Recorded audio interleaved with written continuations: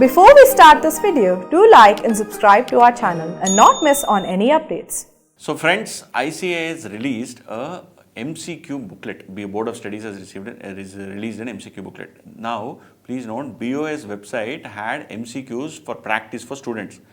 There were 12 MCQs. If you remember, I had done one particular video on 12 MCQs. If you can look on the screen, there are about 12 MCQ case studies I had done, and I had shared this also in the in a video with you. It is there, in fact, in the course also as part of the course, and I have released it on YouTube as well. Now, they have released a separate booklet. They have released a separate booklet. If you see, this is called ICAI Final Course Paper 2 AFM relevant for May 25 exam onwards, booklet on case scenarios. They have released a new booklet. They have taken, and in this booklet, they have given 35 case studies. This was released in Jan 25, and this booklet has 35 case scenarios. Out of these 35, 12 are what were there initially in the BOS ICA website as MCQ practice. First 12 are same. So please recollect 35, or please spend some time what I am trying to say. 12 original plus 23 new is equal to 35. This is ICAI MCQ booklet. These 12 were ICAI website MCQs. On this I had done a video. This is called part 1 of the video. The link to this video is also given in the description to this course. Now I am going to do part 2 of the video, which has this extra 23 questions. So I am not going to solve all 35 again, because I have already solved 12 and it is available on YouTube, it is available in the course. Now I am solving extra 23 cases. Okay, these are, solving is a very big word, because all the cases don't require a great solution and great working and all. Okay, it is fairly simple only. So let us look at case study number 13. And please note one more point. These case studies, these case study based MCQs have been given in the model test paper. If you recollect, there is something called 10 model test papers ICA has released for each subjects. I have done a video on that, and I have given an Excel sheet compilation also saying which question is from which reference to P600, which question tracks where. All that exercise I have done. I have given an Excel sheet description to that video also given. So this is that model test paper what I was referring to. So if you see, they have given model test papers for all final subjects. This also they released for May 25 exams only. 6 model test paper for FR, 10 for AFM, and so on and so forth. If you look at AFM, let's take model test paper 2. They have given case scenarios based MCQs. These MCQs are again picked up from the 35 what we are going to discuss. Okay, so if we solve these 23 new MCQs, because 12 I have already solved in part 1, now I am going to solve 23 in part 2, total will become 35. Those 35 covers the entire case study booklet. That 35 also covers your BOS MCQ app. That 35 also covers your model test paper. 10 model test paper mein whatever MCQ case study based MCQs are given. Okay, so it is everywhere it is the kind of circular error. Okay, now let us come back. Let us come back and let us solve from let us look at the MCQs from case scenario number 13. And please note, I am going to solve MCQs exam style. That is, I need not do great in-depth workings. Wherever required, I will give working. And if the case study is large, I will first read the question, come back to the case study. If the case study is small, I will first read the case and then come to the questions. Okay, this is the thing. Case study number 13.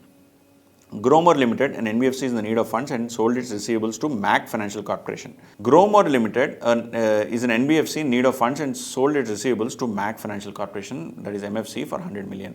MFC created a trust for the purpose called General Investment Trust, through which it issued securities carrying a different level of risk and returned to investors. Further, the structure also permits GIT to reinvest surplus funds. There is too much of gyan. Okay, first there is NBFC Gromor. Okay, there is an NBFC called Gromor. Need of funds, sold receivables to MAC. MFC, that is MAC or MFC, created a trust. Acha, so Gromor didn't create, MAC created a trust called GIT, 3 layers, through which it issues securities. Further, the structure also permits GIT to reinvest surplus. What is reinvestment? Pass through security or pay through securities? It is pay through securities. Pass through means directly it goes. Pay through means you pay based on fixed amounts. MFC also appointed a third party called Safeguard Private Limited to collect the payment due from obligors, basically receiving paying agent. It will also follow up with the defaulting obligor and required initiate appropriate action. From the information given above, choose the correct answer. This is a securitization question.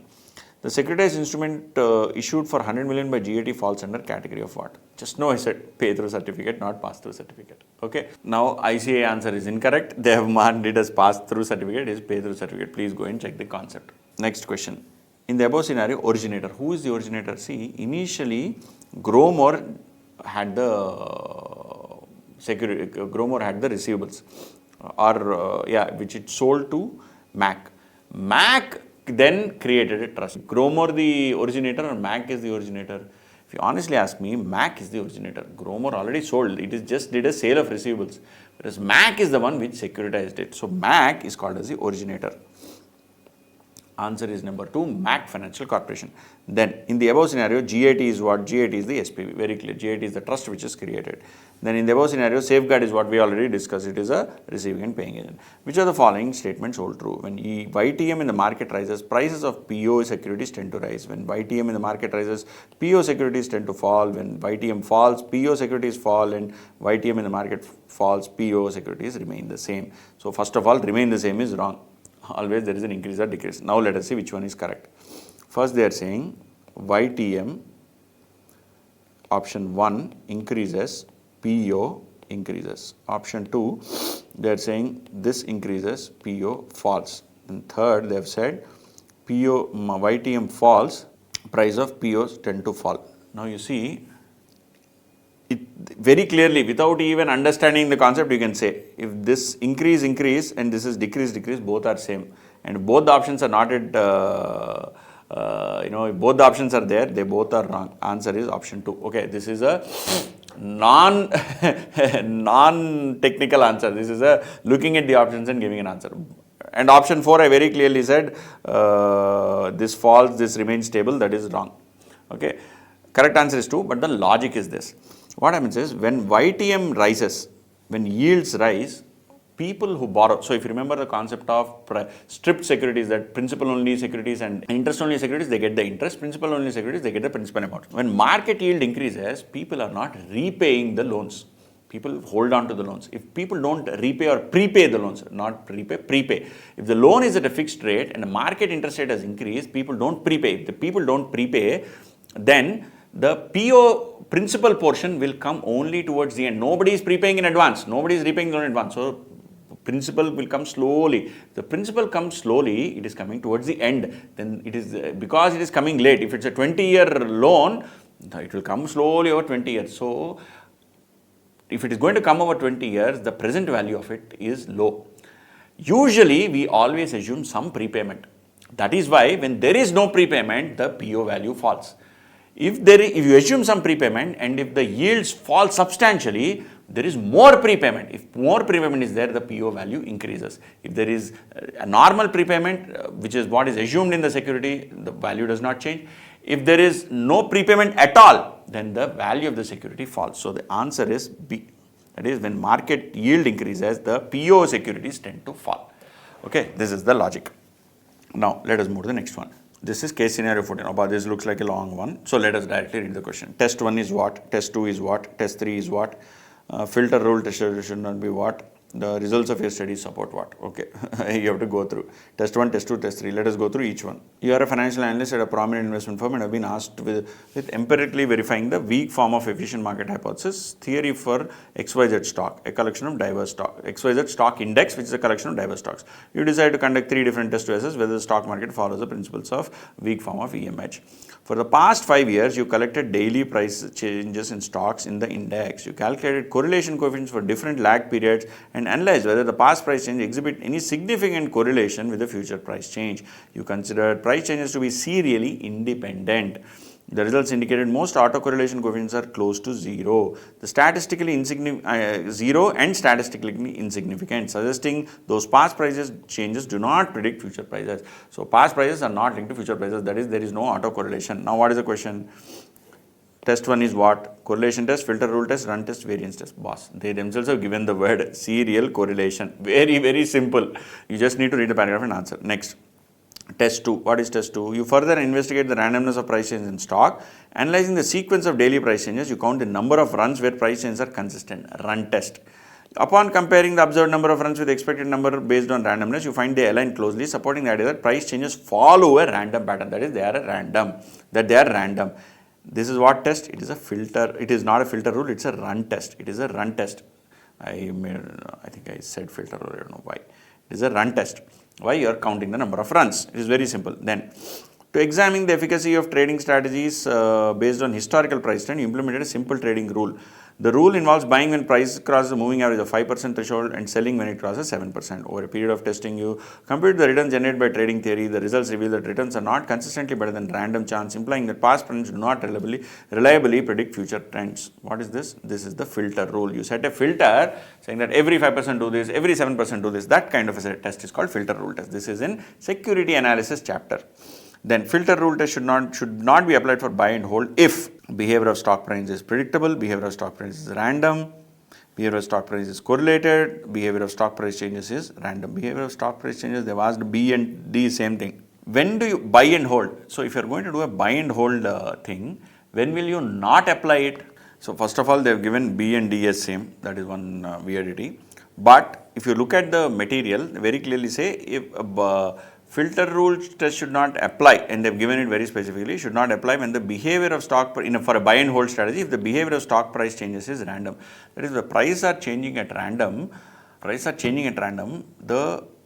and you have a buy and hold strategy. What is the point of filter rule test? Filter rule test is you buy at this rate, sell at this rate. Arey boss, but if you have a buy and hold strategy, how will it work? So filter rule test will not apply if the price changes is random. If the price changes are predictable, right? If the price changes are predictable, then probably you can do a filter rule test, saying what? You buy when it falls by this number. You buy when because anyway you are going to hold only, right? You buy when it falls by this percentage, like that. So the answer is B. Next, last one, results of your studies support what? So what the three studies, after the conducting the three tests, the evidence supports a weak form of efficient market hypothesis. You conclude that past price do not reliably predict the future. From the information given above, do what? Semi-strong, strong, random walk, Markowitz. What kind of theory is this? See, there is no autocorrelation, there is no there is no run test, filter test. It is failing all the three. That is, you cannot predict prices using any of these three methods. They themselves have said, you have tested all three, and they themselves have said what? Conclude that past price do not reliably predict future price movements, and evidence supports weak form. So your semi-strong and strong is not the question. They have already said it supports weak form, and past trends do not reliably predict future price, meaning it is a random walk. That is, you cannot predict the prices. So answer is random walk. So because they have already given weak, you cannot say it is semi-strong or strong. They themselves have said it is weak form, no? So how will you say it is semi-strong? It is not possible. So answer is random walk. So answer is C. Let us look at the next case study. Bank A is and this one is small, so I will read the case. Bank A is in need of fund for a period of 14 years. To meet this financial need, on 20th September, Bank A entered into an agreement with Bank B, under which it will sell 10% government bonds issued on 1st Jan at 5.65% for 8 crores, where face value is 10,000. This is equity valuation repo. Clean price of the bond is 9942, initial margin is 2%, maturity date of the bond is 31st December, consider 360 days in a year, interest is payable. Based on the above, answer the following question. The arrangement between A and B can be called repurchase agreement. Very clear. So it is not call money or commercial bill, it is repurchase agreement. The dirty price of the bond. What is the price of the bond here? See, face value is 10,000. What is dirty price? Dirty price is clean price plus accrued interest. Okay. Now this is face value. Okay, so the dirty and the clean price is 9942. So this also we already know. So now we have to find out accrued interest. What is accrued interest? Maturity date is so and so, issued on 1st Jan. So it will sell 10% Government of India bonds. Now Government of India bonds have annual coupon or semi-annual coupon. Consider three is they have given payable annually. And when did the transaction happen? To meet financial need on 20th September. So for so many days till 20th September, that is how much? 30 days in each month. And how many months have elapsed? 7 months. 8 months. April, Jan to because the bond is issued when? 1st Jan. So Jan to August is 8 months, 8 3s are 24 plus 20 days. 240 plus 20 is 260. So 260 days into 10,000 into 10% divided by 365. It comes to what? 10,000 into 260 by 360, not 365, 360 into 10% is 722. Plus 9942, 10664. 4 minutes. Answer is closest to this. Now I got 10664, whereas they got 10670. What is the reason? Probably they considered actual days. So Jan is 31, it is 23, right? Feb is 28 plus 31 plus 30 plus 31 plus 30 plus 31 plus 31 plus 19. So they considered actual days. Okay, I considered round figure 260 days, they considered actual days 262. So 262 into 10,000 into 10% divided by 360, 727. So 727.77 plus 9942, 10669.7. So they considered this 262 days instead of 260 days. I considered 260 because they said year is 360, so I considered month is 30. They took actual days. Okay. Now let us look at the third question. What is the third question? What are the start proceeds? Start proceed means how much will you borrow? How much are you going to borrow? See, the question is 8 crores is face value. Are you going to borrow 8 crores? No, you're not going to borrow 8 crores. 8 crores worth of bonds whose face value is 10,000. We have arrived at the bond price is 10,670. So you'll borrow 8 crores into 10,670 by 10,000. But there is again margin 2%. So you will not borrow entire. Out of that, you will borrow only 98%. So the working will be 8 crore into 10,670 by 10,000 into 98%. See, because even though you are giving securities of 8 crores into 10,670 by 10,000, you will not get the full amount. You will get slightly lesser amount. Margin, the lender will subtract 2% margin. So 8 into 10670 by 10,000 into 0.98. 8 crores 36 lakhs 52,800. Yes, 8 crores 36 lakh 52,800. So okay, so this is the second leg of the transaction. What is second leg? What do you mean by second leg? Whatever you have borrowed, that you will purchase it back. At what rate? You will purchase it back at 5.65% loan for 14 days. So into 1 crore into 5.65% into 14 divided by 360, okay, is you got 18380 plus whatever the number you had, 8 crore 36 lakh 52,800, 838,366,0, 838,366,04. I got 36603.79. So this is the answer, 36604. What did I do? I didn't do anything fancy. I took 8 crore 36 52,800 into 1 plus 5.65% into 14 by 360. That's all I did, nothing else. The amount of accrued interest per bond, I already computed, no boss. Here 727, no, 728, that's all. Over. Two friends, A and N, were discussing about the risks of the market. How big is this? Small only, okay. While A is sort of risk averse, N is aggressive and believes in taking risk.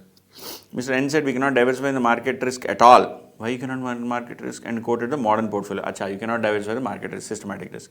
Both of these friends analyzed the market data for a few months and came out with expected returns on 2 stocks. Market return, aggressive, defensive, okay. If this is market return, this is the aggressive return you'll get, the defensive return is this. If market return is 25%, aggressive guy will get 40% return and defensive guy will get only 18%. From the following information, choose the correct answer. Beta of the defensive stock. What is beta? Beta is change in return. If you ideally get the R beta is equal to R standard deviation X by standard deviation phi, great. But they have not given those data. So here change in defensive by change in market. That is, for a change in market, how much is it change? How much is the return changing? So 18 minus 9 by 25 minus 7, that is 9 by 18, that is 0.5. Answer is B, 0.5. Then expected on the aggressive stock, if market return is equally likely. So if it is equally likely, 50-50%. So 50 of this, 50 of this. So 2 plus 20, 22. Simple, super simple. The alpha of the defensive stock. What is the alpha? Alpha is RF plus MRP into beta minus actual return. Now defensive stock, what is the alpha? Do we have risk-free rate and all of that? No. This is the alpha if you look at the CAPM. Right, but is there another way to look at alpha? If you look at the sharp single index model, return of security is equal to alpha plus beta into return of the market. So return of security is what? 18%. 18% is equal to alpha plus 0.5 into return of the market is what? 25. So this is 12.5. So this will be 5.5. Okay, this is one way. In second case, what is the return of the stock? 9 and 7. 9 is equal to alpha plus 0.5 into 7. So this is 3.5. So again, it will be 5.5. So the answer is 5.5. So please see, suddenly they have introduced single index model. The modern portfolio theory is propounded by William Sharp, Black, Scholes, Stephen Ross, Harry Markowitz. It is Markowitz or is it Sharp? It is Markowitz. As per capital market line theory, the portfolios, they're lying on the CML line. They are called lending, borrowing, diversified or risk-free.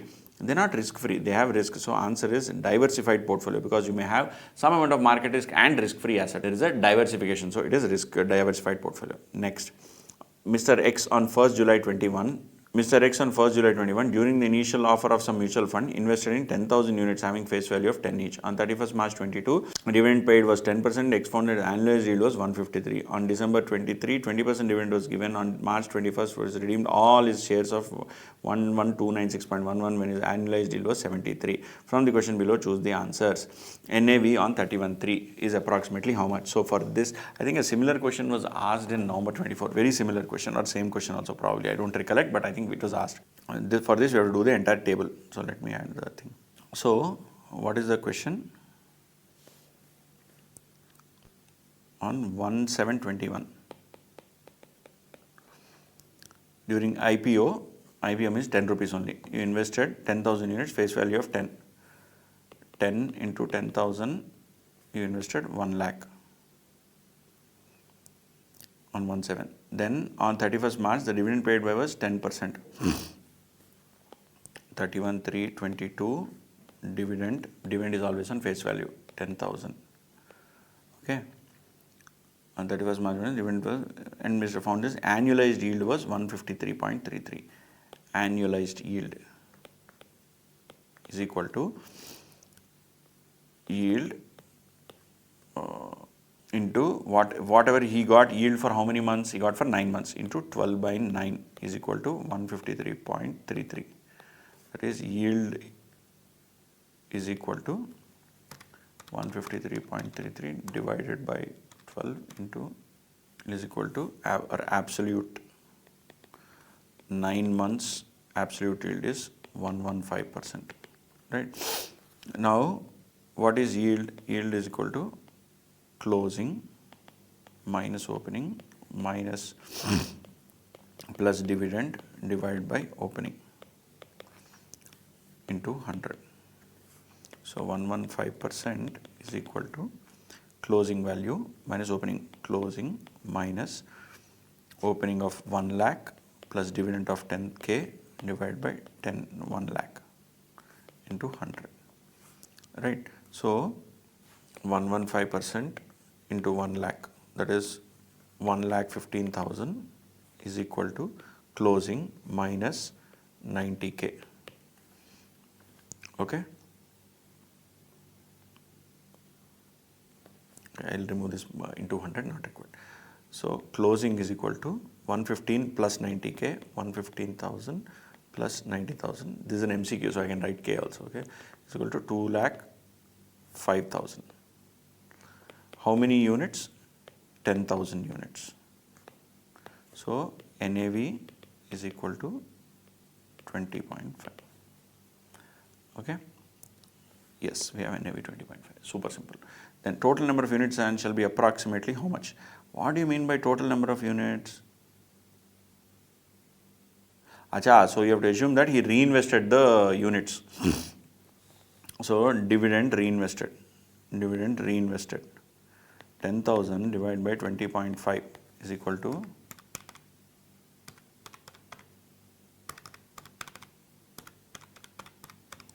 you got 487.80 units plus original 10k. So you get 10487.80 units. Over 10487.80. Simple again. Dividend as on 31/3. What is dividend as on 31/3? On 31st December, if and so and so. On 31st December 2023, 20% dividend was given, and 31st March 24, he redeemed everything. So What is he asking? He was asking 31.12 or 31.3? Dividend as on 31.3. How will I get dividend as on 31.3? They have not given any 31.3 data. I think they are referring to 31st December. Yeah. Either this should be March or that should be December. Okay, we will find out. 20% dividend was given. 20% on what? 20% on 10487. No, so 10487.8 into 10 into 0.2. 20975.6. Is that there in the answer? 2097. It is not 31, it is 3112, or there you should change to March. NAV as on 31, I think it is there only, it is December, not December, there only it is March. What ICA does, I don't know. Okay. On 31st March 24, all redeemed units were redeemed and so and so was done. Now what is he saying? NAV as on 31st December. What is NAV as on, or 31st March? How will I know what is NAV as on 31st March? See, he had 11,296 units in 2024. So initially he had 10,487, correct? 10,487 when? So 31.3, you had 10,487.4. Then you got a dividend of 2975.6. You divide by a certain number of units, and this is 31.322. This is on 31.323. You add some units. Then 31.324, he redeemed all his 11,296 units. So he had 11,296.11 units. Okay, so if he has this many units, then the units in between are the difference. So 11,296.11 minus 10,487.4. He got 808.71 units. He got 808.71 units for what NAV? So this is NAV. 20975.6 by NAV is equal to 807. So 8.71. 20975.6 divided by 808.7. 25.93. So NAV should be 25.93. Is that the answer? 25.95. I think I made a small error somewhere then, but answer is 25.95. I hope you know what I did. What I did was, see, on 31st March 22, we know the unit count. On 31st March 24, we know the unit count. We don't know the unit count on 23. So as on 23, difference between these two, see, they have said that no, they have not said that in 24 any units were allotted. So only units that were allotted were in 23. Why? Because dividend was reinvested in 23. In 24, they did not talk about any dividend. So dividend was there only in 23, that was reinvested. How much dividend was there? This much was the dividend. How many units were allotted? This is the difference between these two. That many number of units were allotted. So if this was the dividend and this many units were allotted, what is the NAV of each unit that was allotted? You divide 20975 by 808. You get 25.93. Okay, that is done. Then NAV as on this date shall be how much? Now, what did he say here? They said he redeemed 11,296.11 when his annualized yield was 73.52. So 73.5 is the total yield. 73.52 in 24, 31.324. When did he invest? 1/7/22. Correct? 22 or 21? 27/21. So how many months have, how many years have passed? 23/24, 22/23, and 3/4 of a year. So 2.75 years.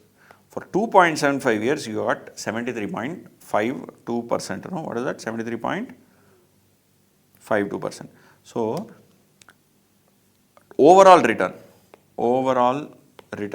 for 2.75 years is equal to 73.52 into 2.75.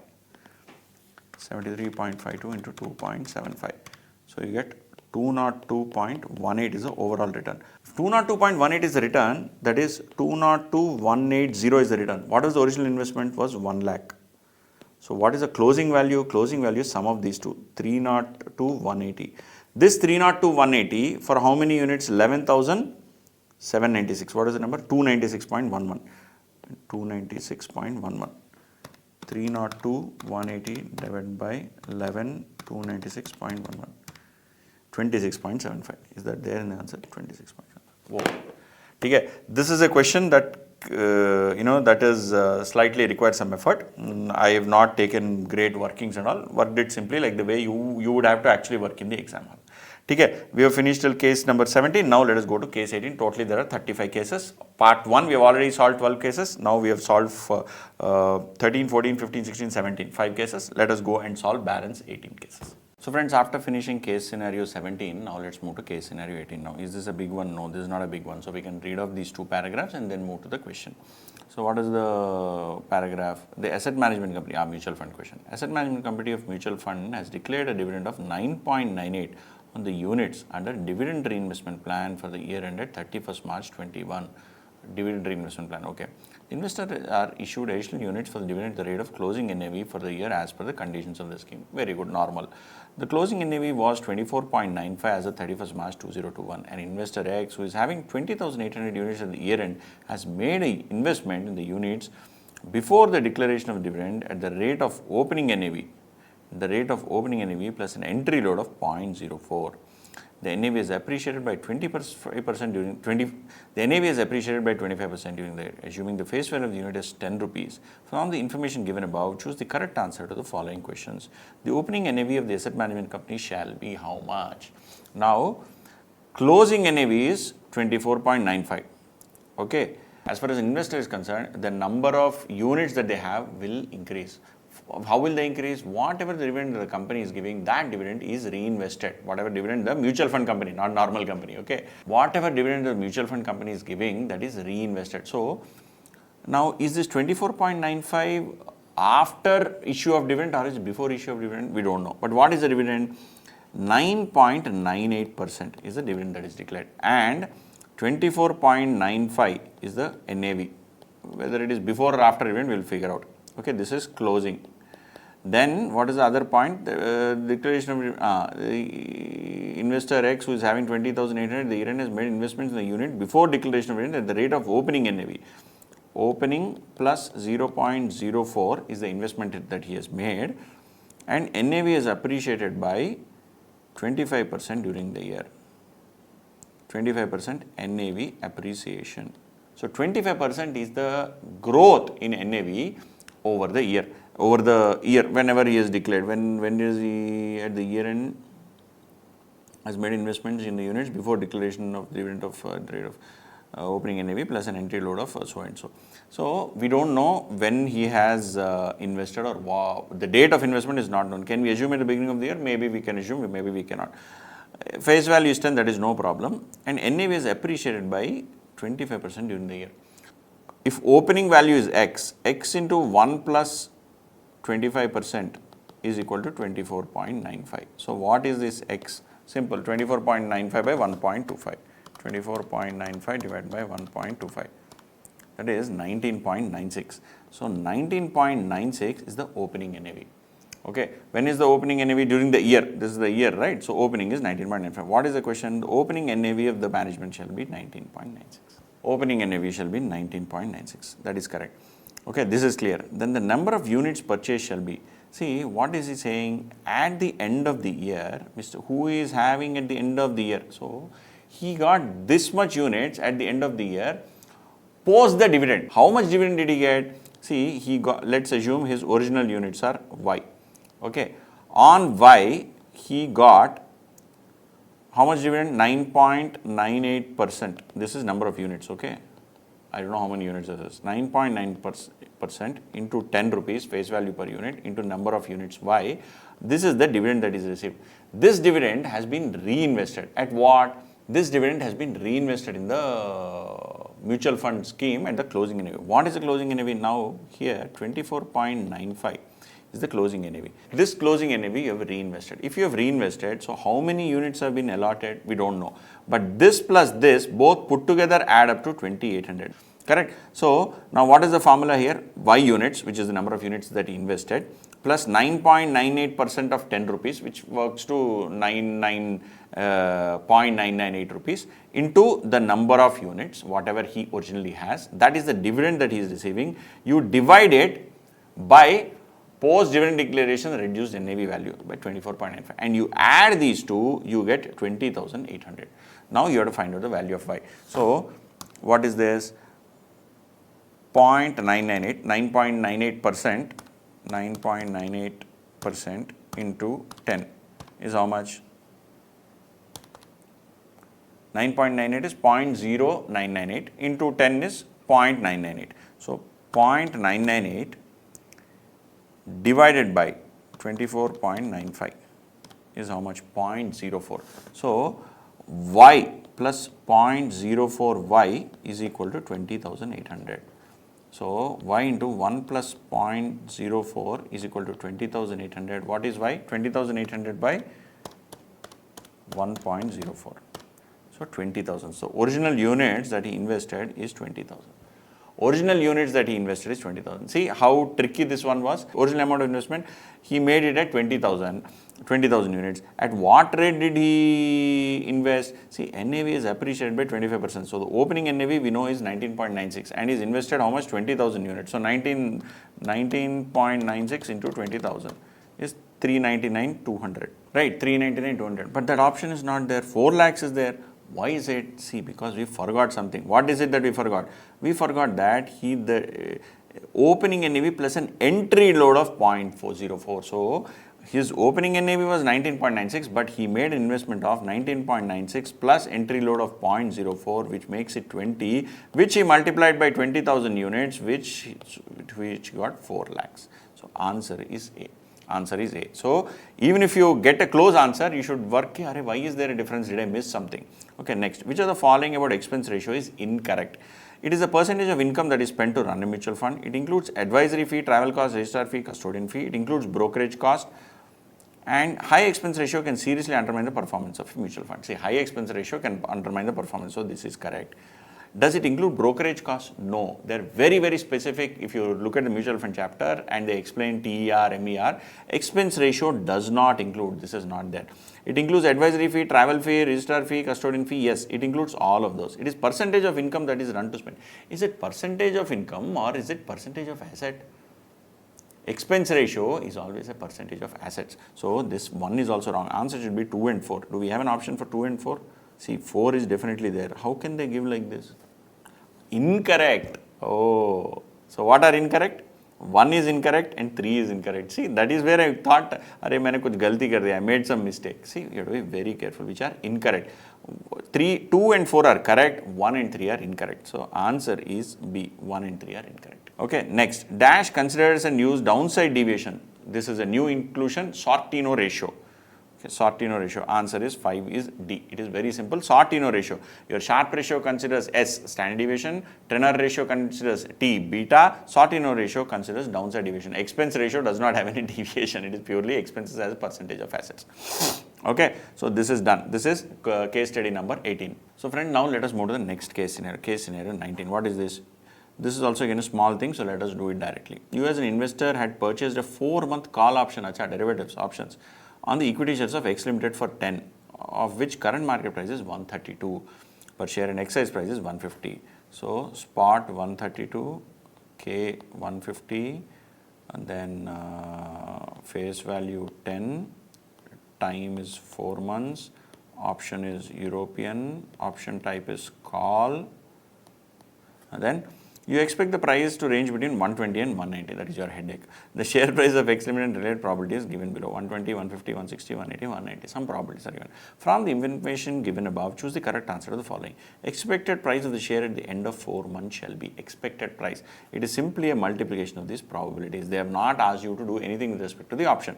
What is the expected price? It is simply a multiplication of these probabilities. 120 into 0.05 is equal to M plus. 140 into 0.2 is 28 M plus, 160 into 0.5 is 80 M plus, 180 into 0.1 is 18 M plus, 190 into 15 is 190 into 15%, right, is 28.5. 160.5 answer. Answer should be B, 160.5. Answer is B, 160.5. It is, we've not even gone into the option. Suppose if the exercise price prevails at the end of the 4 months, the exercise price prevails. What is the exercise price? Exercise price is 150. If it is 150, then what are they asking? What is the value of the call option? If the exercise price is 150, what is the value of the call option? See, you have a right to buy it at 150. Okay, exercise price prevailing means on that day also the market is at 150.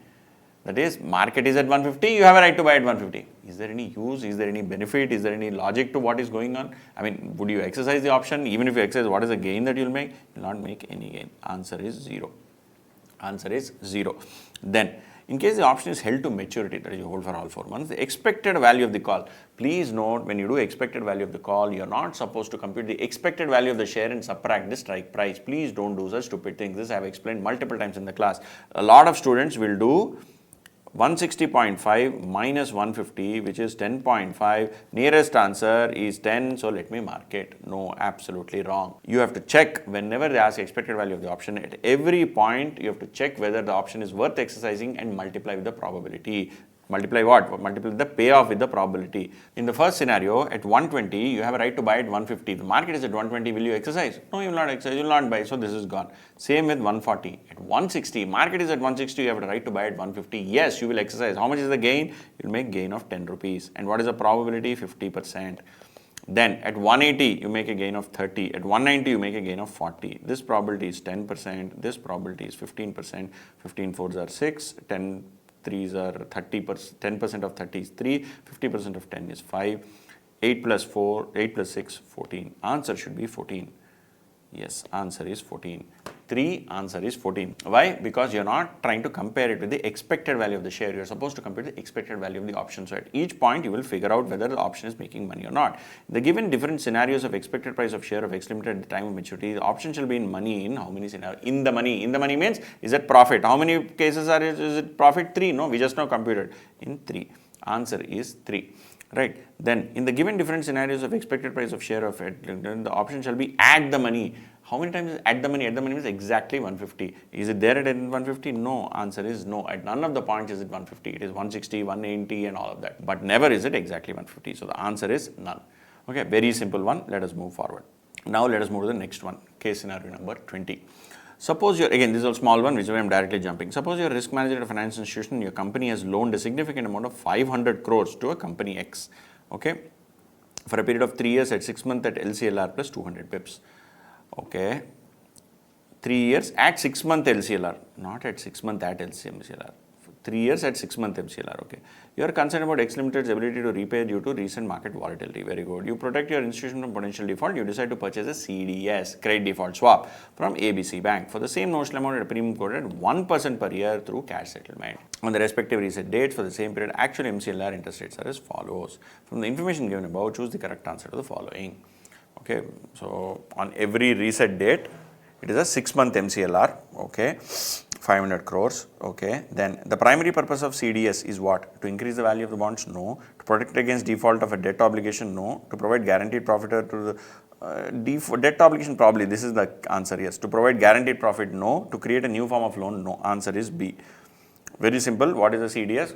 You buy it as a protection against any default by your borrower. Which of the following statements is true about CDS contracts? CDS contracts cannot be used for speculation? No. They can be used.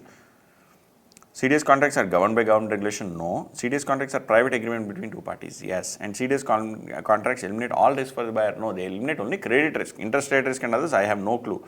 So, answer is C, where they are private contracts between two parties. Which organization publishes the guidelines for rules of conducting CDS? ISDA. If you remember the chapter, go through the chapter, you will know it. Assuming no default occurs, the total premium your company will pay during the designated period is how much? See, every year you pay 1%. So, for 6 periods, 6% of 500 crores, right? 1% into 6 periods into 500, right? 6% of 500, 5 is 30, 30 crores. Answer should be 30. Yes, the answer is there. Answer is 30. But, is that 1% per annum? See, that is what is the exact doubt I had. It is 1% per year. So, it is not 30, it is half of 30, it is 15. Why? Just now I had a doubt into 1 by 2. Because this 1% is per annum and we are doing 6 periods, each one is half year into 1 by 2. So, it is 15. Very good question. I made a mistake. About to make a mistake. I didn't make the mistake, I was about to make the mistake. Then, suppose if the lender defaults somewhere in the beginning of the 3rd year. So, you paid first 2 years installment, which is roughly about 15 by into 2 by 3. Right, you have already paid 10 CR. After the payment of interest up to 2 years and the market value of reference loan falls to 75%, then the ABC bank will pay you dash in cash settlement. How much will they pay you? See, if you already paid 10 CR as your CDS ka premium, when is the CDS premium paid? Is it beginning, and what is it? You may probably pay it at the beginning only, 1% per year through cash settlement. Okay, so you probably would have paid that, nobody will protect you if you are saying that you will pay it after the year. So, okay, so I think you would have paid that also. So you would have paid that 15. Now, how much will they pay you as cash settlement? See, the loan is 500. 500 into 75% is the value. So 25% is lost. What is 25% of this? 1/4. 1/4 is 125 CR. So they will actually pay you 125 because that is a net cash settlement. Answer should be 5, should be C. Answer for 5 should be C because 500 crores has fallen down to 75% of the value, which is 375. Balance 125 is what your CDS insurer will pay you. Okay, super simple, boss. I don't know why they ask this kind of questions. Next, let us go to case scenario 21. Let us go to case scenario 21. Again, this is also a small one. XYZ is a mid-sized manufacturing company that produces industrial equipment. The company is considering a new investment project, a state-of-the-art automated production line, which is expected to improve production efficiency. The details of the same project are as follows. All kachra. Okay. Initial cost, sale price, cost per unit, volume, so and so, applicable discount rate is 10%. From the information above, choose the correct answer to following. This is advanced capital budgeting. Okay. Sensitivity analysis helps to identify what? Exact profitability of the product, break-even point, degree to which change in variable. Yes, answer is C. Degree to which change in each variable affects the NPV. The sale price per unit, so the project would break even with 0 NPV. What is the point at which it will be 0 NPV? See, you have 20,000, 30,000, 30,000. And they are saying that sale price, what is the price? See, the initial cost is minus 10 lakhs, 10 lakhs only, no? 10 lakhs. Then 20K into 20, 30K and 40K, correct? 20, 30, 40. These are the number of units and this is the contribution per unit. So you are making minus 10 lakhs. This is 4 lakhs, 6 lakhs and 8 lakhs. Okay. And they said 10%. 10% is the discount rate. Now you see this particular question, no? Is it possible that you get a break even when sale price is 40? See, if sale price is 40 and your cost is also 40, your initial investment of 10 lakhs is not required because all of these will be 0, 0, 0. Why? Because this contribution will become 0, so everything will become 0 and this is not required. So NP will not be 0, NP will be minus 10 lakhs. There is a number slightly higher. Right, what rate of higher number are we actually going to make that particular profit? So if you see, answers are 55, 60 and 44. You saw it is definitely not 40, that I am 100% sure. Let us check for 60. If it is not 60, it is going to be 55 or 44. We will see. Okay, 4 lakhs at 10%. What is 10%? 4 lakhs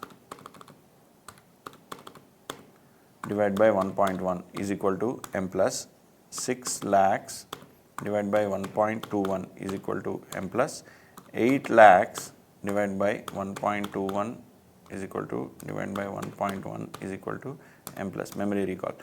You get 14.61 lakhs. At 14.61 lakhs, what is your NPV? 4.61. So if it is 14.61, if it is for 20 rupees, your present value of inflows is 14.61 and NPV is 4.6 at 10% discount rate. So it has to be necessarily lower. Now, should that lower be 55 or should that lower be 4.74? I'll just give you an example, 4.74.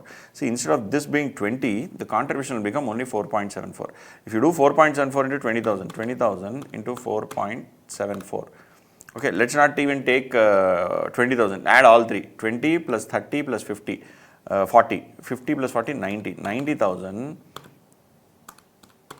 into 4.74 will give you 4,26,000. I have not even done present value. If I do present values, the numbers will be even lesser. So it is impossible that you get an NPV at 44.74. Answer has to be necessarily 55.26. Answer has to be necessarily 55.26. It cannot be 44.74. Okay, then you see, I did not even solve the full question. You see, if you go and look at the study material answer, they have actually solved the question. I did not solve it. I just went by logic.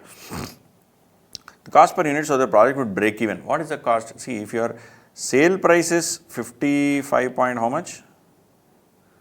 26 and cost price is 40, contribution is 15.26. At this point, you are breaking even. Now they are saying what should be the cost so that product would break even with 0 NPV.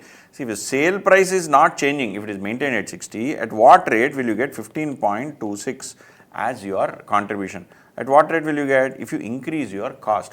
To what will you increase? You will increase it to 44.74. If you increase it to 44.74, 60 minus 44 will give you 15.26. How did I get 15.26? Because I had 55.26 here.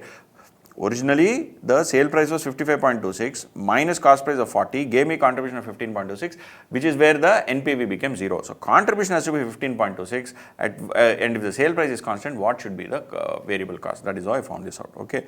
Then overall, dash in the sales volume will lead an increase to break even with 0 NPV. See, other things remaining constant, you got a 14.61 lakh of present value of cash inflows. Now, if the volumes increase, will this increase this 14.61? Yes. If the volumes decrease, then this will come down so that your NPV becomes 0. So, volume should decrease. By how much? First of all, both increases are gone. Okay, increases are gone. You don't assume any increase because if volumes increase, the NPV will increase. NPV will not become 0. Now, the question is whether is it 23% or whether it is 31.03%. So, friends, has to be either this or this. Now, let us come back. What is the numbers that we have taken? 20, 30, 40, 20, 20, 20. Array, this is a small mistake. 30,000 here, not 40,000. This is 30,000. Now, because of this small error that I made, will the answers change? No, the answers will not change because significantly we have actually computed these numbers, this number and this number straight from the logic. Even if this small thing changes, nothing is going to go wrong. Okay, nothing is going to go wrong. If at all you have a doubt, you can check also, right? 55.26. At 55.26, what is the margin? 15.26. 15.26 into 20,000 divided by 1.1 is equal to M plus. Then 15.26 into 30,000 divided by 1.21 is equal to M plus.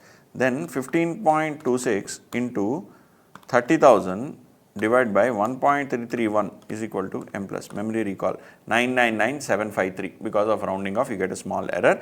But otherwise, this 55.26 is correct because I have got NPV as 0. So, please don't worry. Same logic will happen even for this. So, don't worry. Both answers are correct. But this one, we have to choose whether answer is B or D. Okay. Now, you see what is the volume that we have? We have 20, 30 and 30. So, 20K, 30K and 30K, these all three have to reduce. Margin is 20, 20, 20. How much should each one of them reduce? My suggestion would be actually to substitute. Okay, my suggestion would be to substitute, or you can do another thing which is 20, 30, 30 is there, no? We got this 14.61. This 14.61 is wrong. Why? Because this is not 8 lakhs, this is 6 lakhs. Recompute this number, which is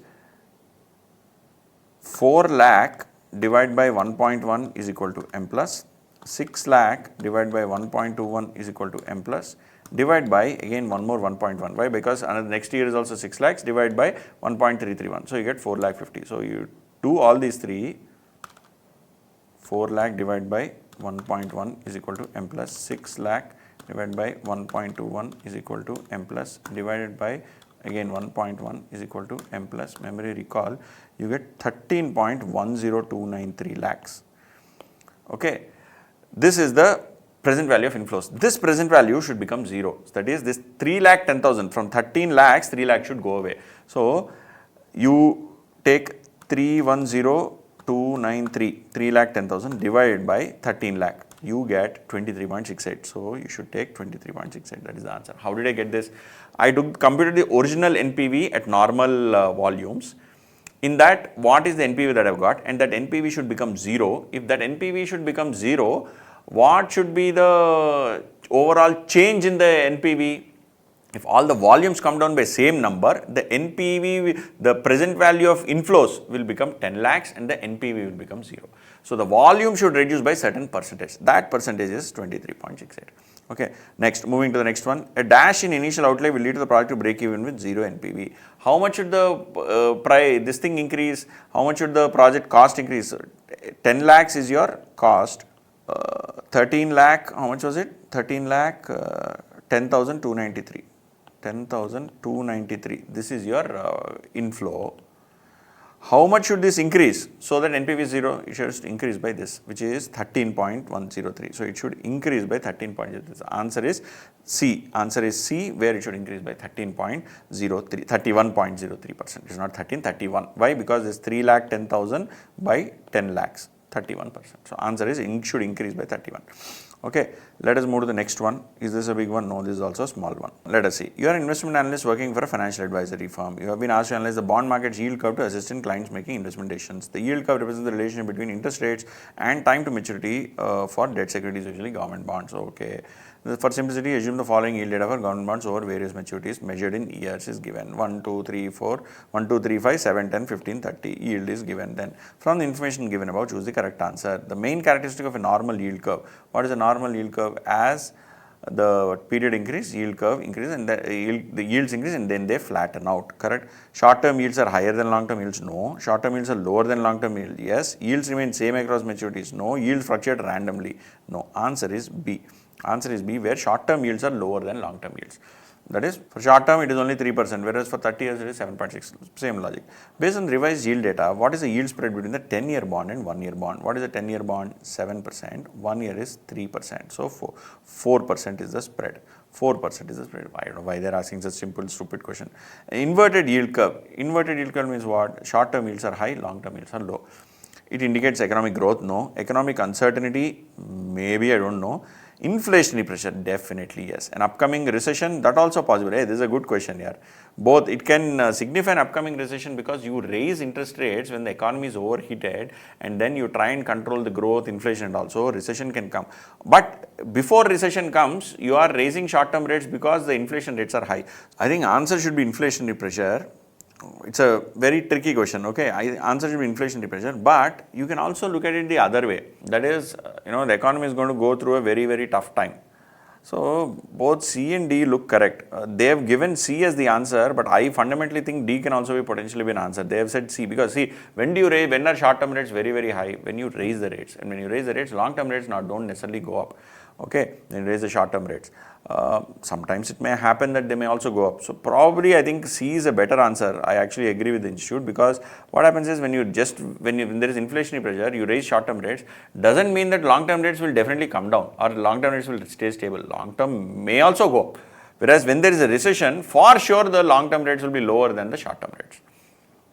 Then if an investor is looking to invest for 2 years, starting 3 years from now, the forward rate should be for 2 years from 3 years from now, that is after 3 years for 2 years. So 1.06 into is equal to 1, 2, 3, 4, 5. What did I do? I am doing yield bootstrapping. 1.06 power 5 divided by 1.05 power 3. I'll get a rate. I'll take root of that and minus 1. I'll get the rate per annum basis from year 3 to year 5. Why? Because the question is for 2 years starting after 3 years. So I did power 5, then 1 divided by 1.05 once, twice, thrice, I got a number 1.22. Now I take a square root of that. I get 10.696%. So is that there here? Let me see. 1.06 power 5, right? Into 1.06 is equal to twice into 1.06 thrice into 1.06 4 times to 1.06 5 times. See, I think I made a mistake there. Divide by 1.05 once, divide by 1.05 twice, divide by 1.05 thrice. I got 1.156. I take square root of that. I get 1.0751. 1.0751, 7.51. What was the mistake I made earlier? I just multiplied 1.06 into. That does not only does it squaring, it's square of square. So that's an incorrect mistake, calculator mistake I made. Investor looking to invest for 2 years starting 5 years from now. Forward rate would be same logic. 2 years for 5 years from now.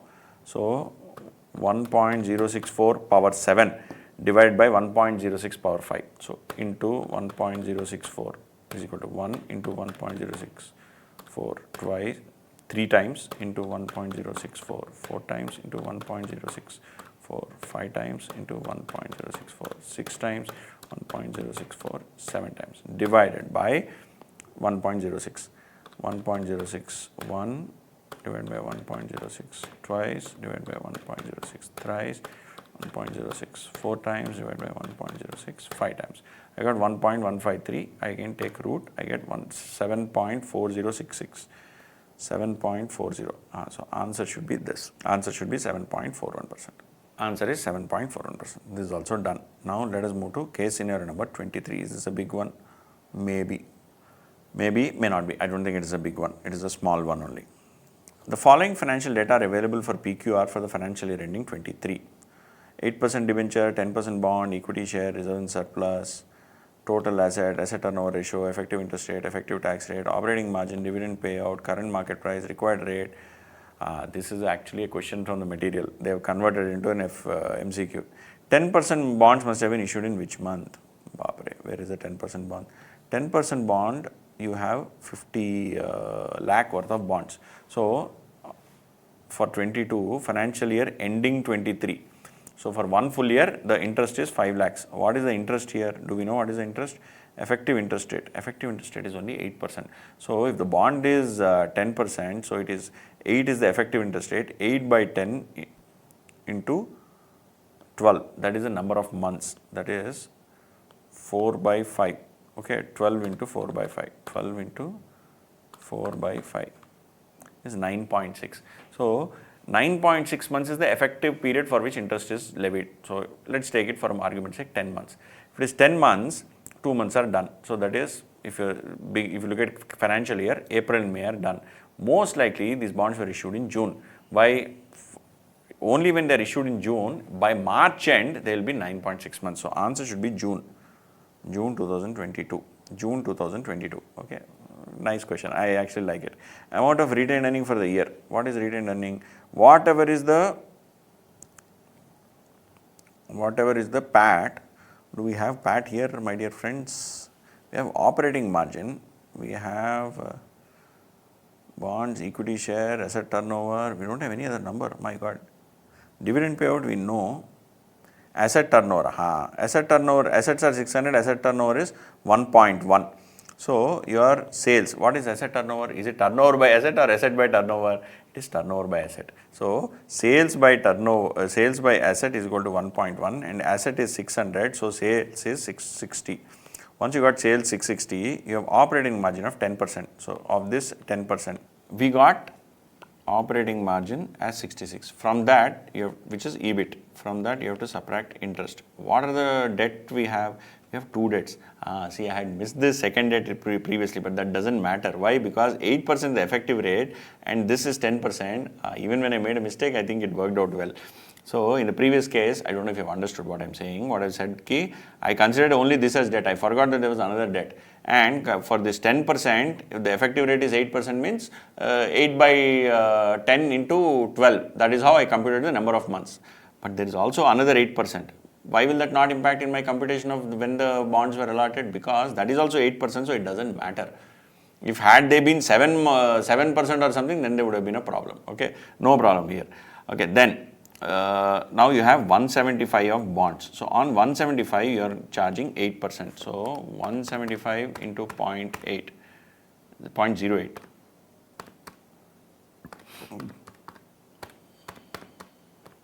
It's 14. So interest is 14. So if you subtract these two, you get PBT of 52. From that, you subtract 40%. So 60% of 52 is how much? 52 into 0.6 is 31.2. 31.2 is what? PAT. PAT is 31.2. Out of that, 1/6 is paid as dividend. So into 5 by 6 is retained. So 26 is the PAT. So answer should be 26. Then return on equity. What is return on equity? PAT by equity. How much is PAT? PAT we computed just now 26. Equity is how much? We have the number here. Equity shares plus reserve and surplus. 100 plus 300, 400. Are they adding dividend? Are they adding retained earnings? I don't know. Let us see. 26 by 400. 26 is PAT or 31.2? 31.2 is PAT. 26 is retained earnings. So 31.2. Let me see. 31.2 divided by 400. So much 7.8. This is there. But my doubt is whether they are taking average of opening and closing equity and things like that. What is closing equity? 400 plus 26. Why 26? Out of 31.2, you paid off 16, so balance 26 is left. So 400 plus 26 by 2, so 413. If I do 31.2 divided by 413, I'll get 7.55. No, that answer is not there. Answer is 7.8. So what did I do? I took the closing equity. If I take average equity, what will happen? Opening is 400, closing is 426. How did I get 426? Retained earnings is 26, added back. So average will be 413. So I took 413 as denominator, 31.2 as numerator, and I got 7.55 something. That is not there in the option. So they have considered closing value of equity only for ROE computation. Then sustainable growth rate. What is sustainable growth rate? B into R. What is B? What is retention ratio? Retention ratio is how much? 83.33. What is the ROE? ROE is, we just now found out, what is it? 7.8%. So 7.8 into 5 by 6, 6.5. Answer is 6.5. Then fair price of the share using dividend discount model. What is dividend discount model? D1 by KE minus G. What is D1? D1 is next year's dividend. What is current year's dividend? D0. Do we have the share count? Rate of return, dividend payout. We don't have the share count here. How will I compute the current market price? Did they say anything? 10 rupees each. We have 10 rupees each, 100 lakhs. So we have 10 lakh shares. If you have 10 lakh shares, how much is the dividend? Dividend you have paid of how much? Total dividend that you have paid, 31.2 minus 26 is 5.2 lakhs. 5.2 lakhs divided by 10 lakhs. You paid 0.52 as dividend. 0.52 is D0. Where is it? D0. D0 is 0.52. What is D1? 0.52 into 1.065. Why 1.065? That is the growth rate into 1.065. So your dividend is 0.5538. And KE minus G. What is G? We know is 6.5%. And KE. What is KE? They gave here 15%, something like that. No? 15%. Divided by 15 minus 6.5 is 8.5. 0.085. You get 6.5129. 6.5129. 6.5129 is the answer. That is a fair price. Okay, so we have finished till case scenario 23. Now let us move to case scenario 24. See, most of these solutions, I'm working as you would ideally work in the exam. I am not giving detailed workings and all. You have to follow along with me. Only then you will understand. Otherwise, you will not understand. And please note, I have already released part 1 of these MCQs. This is part 2. Part 2 may, we are going to do till I think 35 or whatever the number is. We are going to solve till that. Right now, we are at 23. Now, let us move to 24. This is a big one. No, it doesn't look like a big one. Let us finish it. An Indian exporting firm, Rohit and Brothers, exported goods worth AUD 1 million to an importer in Sydney. They are worried about likely depreciation. They are worried about depreciation of what? Of AUD. Why? If AUD depreciates, what will happen? If AUD appreciates, you'll get more rupees. AUD depreciates, you'll get less rupees. Today, as such, there is no derivative contract in AUD to hedge for the depreciation. Following is the data given. Spot rate is this much. India is 12%. Australia is 5%. Why will AUD depreciate when INR interest rate is so high? I don't know. From the information given above, choose the correct answer. Dash hedging technique can be used for using Rohit and others to hedge itself. Forward, future, option, money market. Money market was. When they themselves said there is no derivative, you do money market hedge. That's all. Suppose Rohit and others want to borrow some amount in AUD such a manner that the receivable amount can be used to repay the amount borrowed along with interest. The amount is to be borrowed by Rohit. How much? See, they are going to get how much million? Exported goods worth AUD 1 million. So, they have to borrow something such that when that 1 million comes in, they can repay it. So, they borrow less than 1 million. How much do they borrow? Do they borrow in rupees or they borrow in dollars? See, when they borrow in dollars or AUD, convert it into rupees and deposit it. And when the dollars have to be repaid, they use the export proceeds to repay. Answer is 987654. You need not do any computation also because you're not going to be borrowing in rupees. Suppose Rohit and the borrower designated amount for 3 months such a manner that the receivable amount can be used to repay along with interest and plant interest the same Indian borrowing. The amount available for investment shall be how much? See, you borrow 987,654. You already computed. How much will you invest? You will invest in rupee terms. How much will, at what rate is rupee? Rupee is at 56. So 56 into 987,654. 5530862. That should be the answer. 4 is also there. 55308,624. This one. I'm sorry. I think I moved to the next question. This is the 55308,624. This is the one, not this one. I don't know why I marked this. I thought because both questions were same. Suppose they borrow designated amount 3 months in such a manner the receivable can be used to repay. Further, he plans to invest the same. The amount obtained after 3 months of investment. So invest 55308 308,624. So obviously when you get, you'll get more than that. This is the answer. Arey boss, what sort of question is this? If you get this right, this is also right, because you invested 553, you invested in Indian market at 12% per annum. So it is 3% per quarter or 1% per month into 1.03. Directly 56967883. I directly got the answer. Suppose if the interest rate parity between INR and AUD holds and forward rate between in INR and AUD for 6 months, they are not asking for 3 months, for 6 months. See, what is the rate here? 56. And 3 months interest rate is 12% and 5%. The same rate is going to hold for 6 months also, assume. So 56 into 1.06 divided by 1.025. It should be 57.91. Rupee should depreciate. 57.912. 57.912. 57.912 is the answer. Super simple. Okay. Now, next, let's move to case scenario 25. This looks slightly bigger. Okay. This looks slightly bigger, but yeah, I don't think it is much bigger, much of an issue. It is a risk management. Let's look at 25 now. The rational risk taker. He takes his position in a single stock for 4 days in a week. He does not take any position on Friday to avoid weekend effect and takes position only for 4 days in a week, that is Monday to Thursday. He transfers the amount on Monday morning and withdraws the balance on Friday morning. He desires to make a maximum exposure in a single stock, not the portfolio, where VAR, value at risk, should not exceed the balance lying in his bank account. The position by his manager, as per standing instruction, is taken on the free balance lying in the bank account in the morning on each Monday. So this is a problem I think we have solved in the the risk management chapter. They have given it as a MCQ. On Monday morning, before opening of his opening at the capital market, he had transferred an amount of 11 crores to his bank account. A fixed deposit also matured on this Monday. The maturity amount of 63,42,560 was also credited to his account by the bank in the morning of Monday. However, Mr. B received an intimation of the same in the evening. The bank needs a minimum balance of 1,000 at all time. The other information with respect to stocks X and Y which are in consideration for this week are as under. There is a return for each one of them, there is a probability. For X also there is a return, there is a probability, and this is for this week, not forever in life. Then from the information given above, choose the correct answer to the following questions. Available amount which can be used by Mr. B for potential exposure for 4 days on Monday morning shall be. So please note here, how much can he use? See, he can use this 11 crores plus this 63 lakhs minus 1000. But he was not aware that he got the 63 lakhs till the end of the day. But please note, what did he say? He transfers the amount on Monday morning and withdraws the balance on Friday morning. He decides to take max exposure in the single stock, not the portfolio. The position lying in his bank account, the position by his manager as per standing instruction is taken on the free balance lying in the bank in the Monday morning.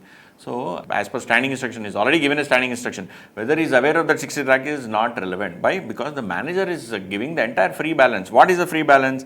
11 CR plus 63 lakh 42,560 minus 1000. So, it will be 11 crore 63 lakh 41,560. 11 crore 11 lakhs 41,560. Even if you take, for example, you don't want to take this 63 lakhs, then what should answer be? This 11 crores minus 1000, which should be 10 crores 99 lakh 99,000. That is that there in the answer? No, it is not there in the answer. So answer is B, 11 crores 63 lakh 41,560. The Z score at 99% confidence level for Mr. B's VAR is at 99%. What is the VAR?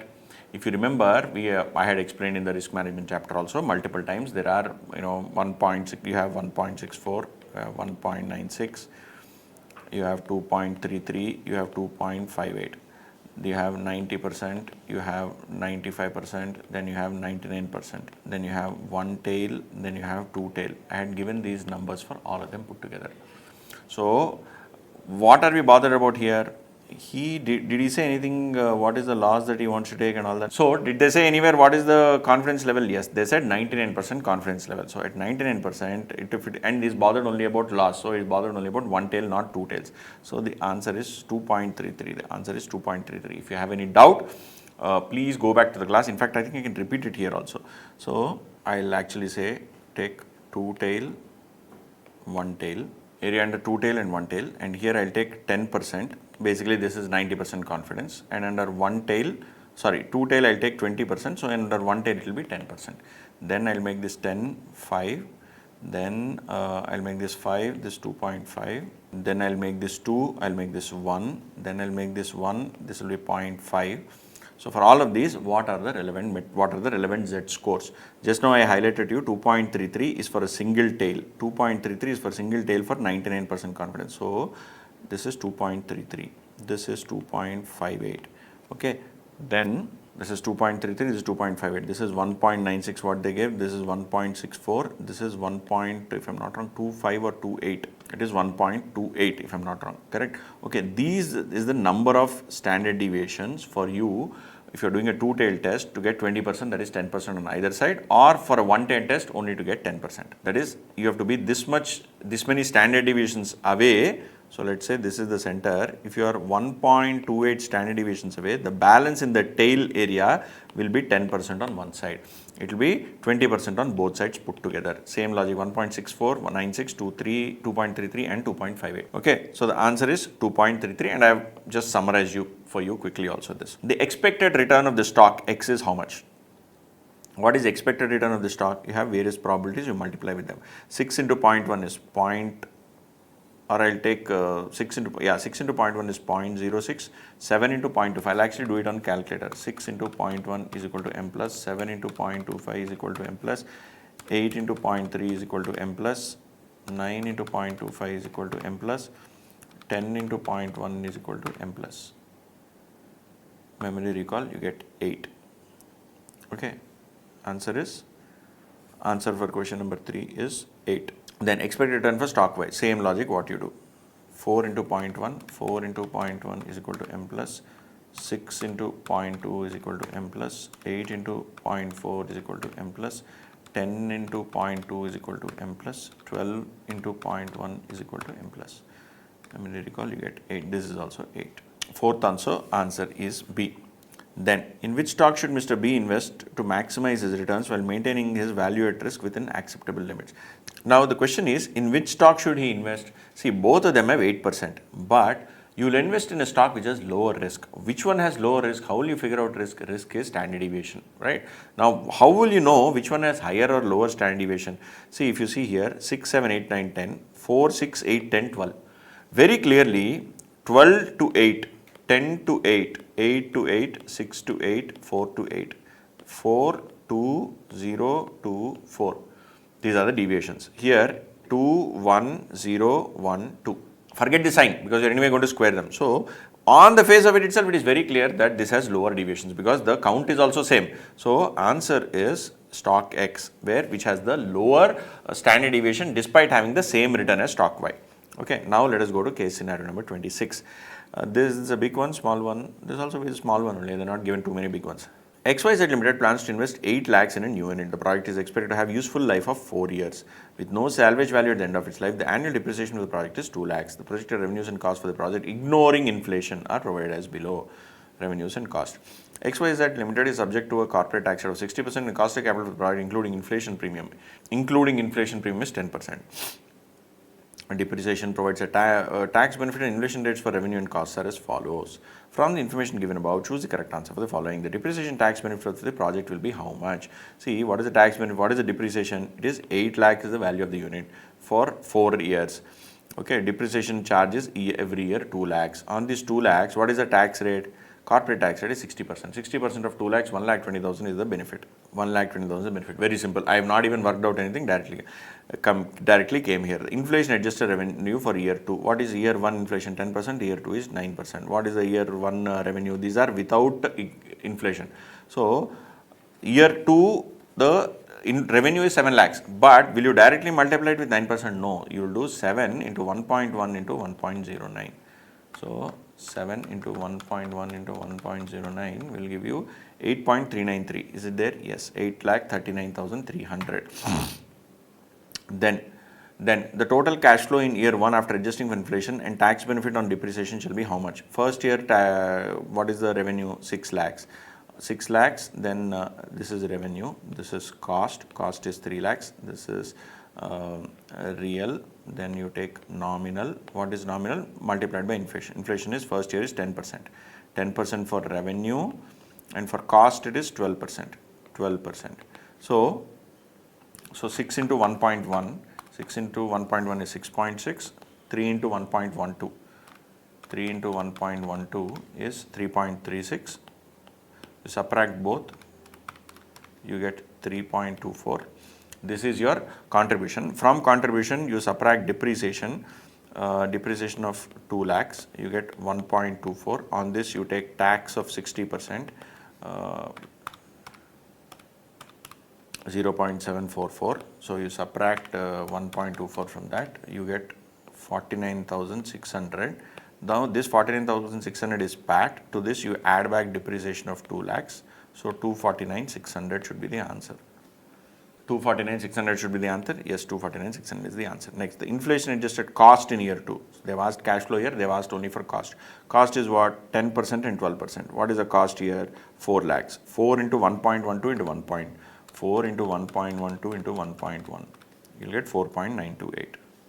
Yes, 4.928. The present value of cash flow inflow for the year 3 shall be approximately how much? So year 3, what is the year 3 ka number? Year 3 is 8 lakhs. So 8 lakhs into 1.1 into 1.09 into 1.08. That is, I have arrived at the nominal value of revenue, which is 10,35,936 for year 3. Then what is the cost? Cost is, year 3 cost is 4 lakhs. 4 into 1.12 into 1.1 into 1.09, you'll get 5,37,152. So you subtract those, 10, 35, 9, 36.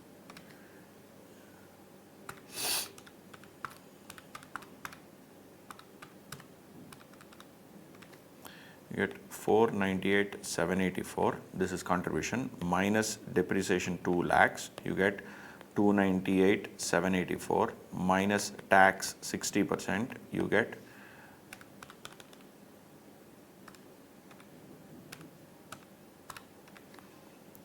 1,19,513.6 plus 2 lakhs, which is the depreciation, plus 2. Get 3,19,000. This present value is what rate? They said including inflation premium. So you need not make any other adjustment because the cash flows are also inflation adjusted. The discount rate also should be inflation adjusted. Divide by 1.331. Why am I doing 1.331? 1.1 power whole cube. What is 1.1? 1 plus 10%. So you will get 2,40,055. 2,40,055. 2,40,055. So I think approximately this is the closest to it. So this should be the answer. Answer for part 5 will be D. Okay, fairly simple. I have proceeded very, very quickly without doing too much of, even using pen and pencil too much. Then next 27 is the big one. No, it's a small one. Investors evaluating 2 companies, A and B, to determine which company is better investment. Both companies have different expected returns, standard deviation beta. A has expected return, A, B, return 22%, standard deviation 40%, beta 0.86. B has 24, standard deviation 38, beta of 1.24. Correlation coefficient R is 0.72. Then standard deviation of the market is 20%. Now, what are they asking for? Information given about, choose the correct answer to the following. The portfolio is expected rate of return if the investor invests 30% in B, portfolio is expected rate of return if investor invests 30% in B and 70% in A. So this is 0.3, 24 into 0.3 is equal to M plus, 22 into 0.7 is equal to M plus. Memory recall 22.6. Answer should be 22.6. The standard deviation of investor portfolio, if 30% is invested in B and 70% in A. So what is the formula when you have something like this? It is A plus B whole square. What is this? W1 sigma 1 whole square plus W2 sigma 2 whole square plus 2 W1 W2 sigma 1 sigma 2 into correlation. This is what, right? What is weight of A? Weight of A is 70%. That's what they said, right? So, and they've asked standard deviation. This formula is for standard deviation, not for return. We've already computed return. So 0.7 into 0.4 is equal to, you get 0.28 into 0.28 is equal to M plus. Then 0.3 into 0.38 is equal to, you get 0.114 into 0.114 is equal to, you get some value M plus. Then 2 into 0.7 into 0.3 into R, I am doing R, into 0.72 into 0.4 into 0.38 is equal to, I get a value. I do this also M plus. When I do memory recall, I got 0.1373. I'll do a square root of that. I'll get 37.06%. Answer is 37%. 37.06 is what I've got. The covariance between the returns of stock A shall be how much? See, what is covariance? Covariance is equal to R standard deviation X standard deviation Y. That is covariance. So you multiply R into standard deviation X into standard deviation Y. 0.72 into 0.4 into 0.38. You get 0.10944. 0.10944. Then, based on the data given, the risk-free rate of return shall be approximately how much? How will I get risk-free rate of return? See, I got a beta value here. I have market return here. I have expected return here. So, expected return is equal to RF plus beta into RM minus RF. Correct? Let me do this for both the stocks. That is 22% is equal to, do we know the market return? We don't know the market return. You have two equations, two variables you can do. 22% is equal to RF, let me call it as X, plus beta, which is 0.86 into RX, which is RM, which is Y, I'll take that as Y, minus X. This is RM, this is RF, this is RM, this is RF. So I made two equations. 22 is equal to X plus 0.86Y minus 0.86X, and for the next one it is 24 is equal to X plus 1.24Y. Why did I take 1.24? Because that's a beta, minus 1.24X. Okay. So if you take the difference between these two, will anything get eliminated? No, it will not. Let us see again. 22 is equal to 0.14x plus 0.86y. 24 is equal to minus 0.24x plus 1.24y. Now we have to get a number. Now instead of trying to solve this equation, no, substitute one of them. Substitute this, let's say, let's look at the easiest one, first 20%. Let us substitute 20% as a risk-free rate. If 20% is a risk-free rate, X is risk-free, Y is return on the market. So X is risk-free. If this is a risk-free, 20 into 0.14 is equal to 2.8. This will be 2.8. So minus 22 will be minus 19.2 divided by 0.86. So I'll get 22.32 as market return. No, it doesn't look proper. Let me substitute it here also. 0.24 into 20 is equal to 4.8 plus 24, because it will move on the other side, is 28.8 divided by 1.24. I'm getting 23.22. 23.22. No, the return on the market is not matching, so it is not 20%. Let me solve the equation only now. Let me not waste time. First equation, let me multiply by 1.24, and this equation 0.86. 22, or let me multiply this by 0.24 and this with 0.14.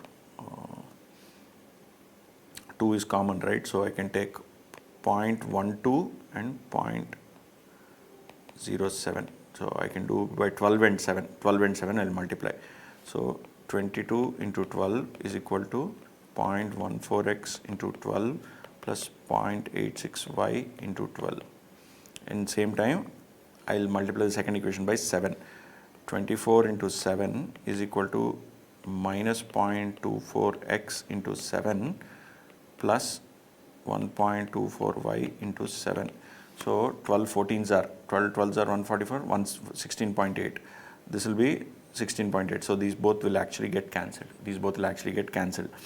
So 22 into 12, 264. 24 into 7 is 168, m minus memory recall. So this will be 96 is equal to 0.86 into 12, which is 10.32, minus 1.24 into 7, which is 8.68. 10.32 minus 8.68. is 1.64. 96 is equal to 1.64. Y is equal to, actually I am adding them, no, so I shouldn't do this. Here also I made a mistake. 22 into 12 plus 22 into 12 is equal to m plus 24 into 7 is equal to m plus. Memory recall, I'll get 432 is equal to 10.32 plus 8.68, 19. So 432 divided by 19 will make it 22.7368 is the y. What is y? We assumed y as market return. So 22.74 is 22.74 is return of the market. If this is return of the market, then what is risk-free rate? 0.86 into 22.74. So I am putting it here, okay. 0.86 into 22.74 is equal to, get m plus, then 22 minus memory recall, you get 2.44. 2.4436 is equal to 0.14x. X is equal to 2.44 divided by 0.14. You get 17.45. 17.454, so 17.48. So the answer for question number 4 is A. See, this is a useless thing which they have unnecessarily given to waste time with multiple points and all that. It's a absolute waste of time. Based on this, market rate of return shall be how much? We have already computed 17.48 and this will be 22.74. Okay, unnecessarily waste. Okay, and I also wasted time by assuming value of 20. It didn't work out.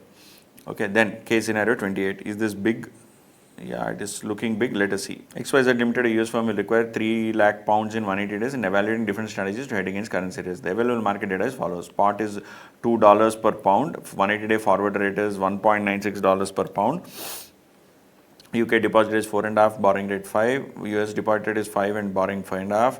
Call option available on dollar expiring in 180 days. Call option available on pound, available on pound, not dollar. Exercise price 1.97, premium 0.04. XYZ Limited has forecast the following probability for spot days after 180 days: 1.91, 95 and 2.05. From the given information given above, choose the correct answer. Expected dollar amount needed if XYZ does not hedge. If they do not hedge, what will happen?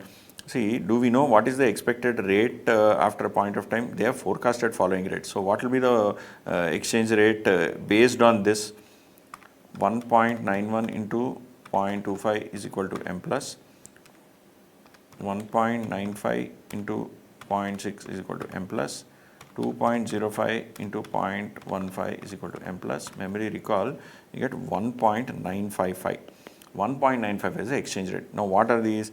You are required to make a pound payment of 3 lakh pound payment of 3 lakhs, whereas you are a US firm. So you and what is it here? $1 1 pound is equal to $2. That is, which is a stronger currency? Pound. GBP USD per GBP. This is base currency. This is price or quote currency. Okay, is equal to 2.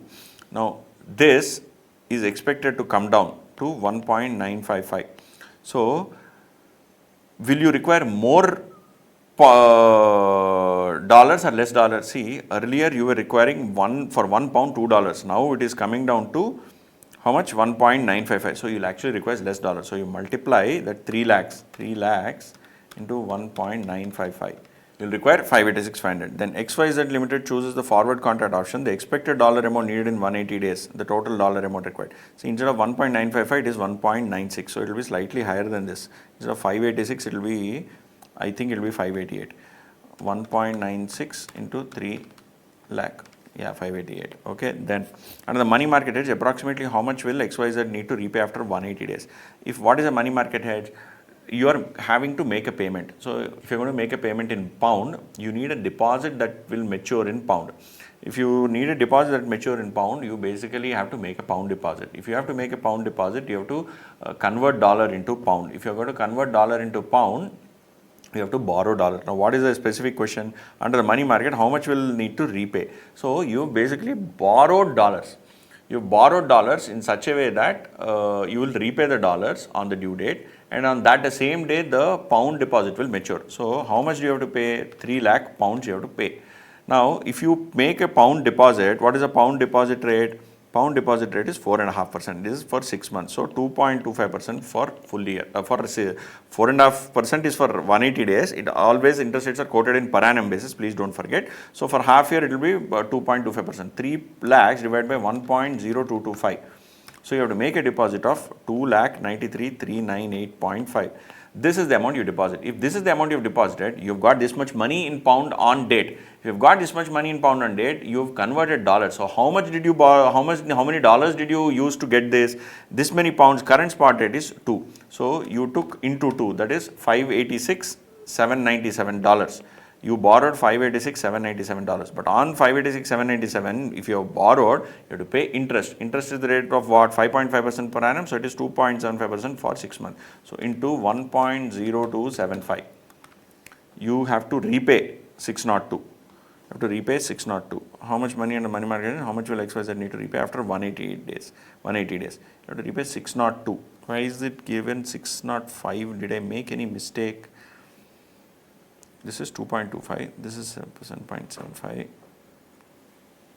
forward rate, spot rate.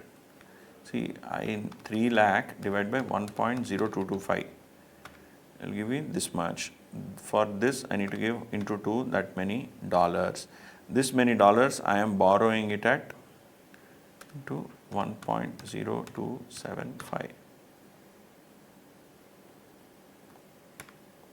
602.9.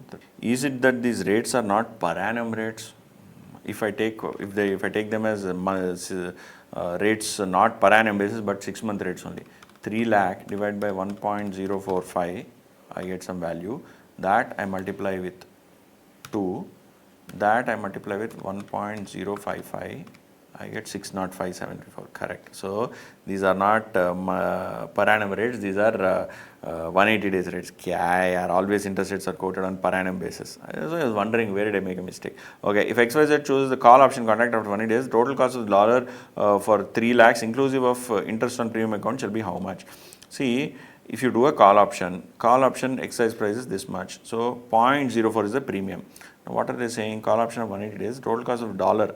Inclusive of interest, total cost of the dollar inclusive of interest. What do they mean here? Are they saying that at what rate will they exercise it? Is it at 1 point? Will it get exercised at 1.97 or will it be at lower rate or what is it? They have not said that. Okay, so let us assume it is 1.955. Okay, 1.955 is the rate that is going to be the rate on the due date because they have given some probabilities. For that, he has taken premium of 0.04. Okay, so if you've taken 0.04 premium, what is this here?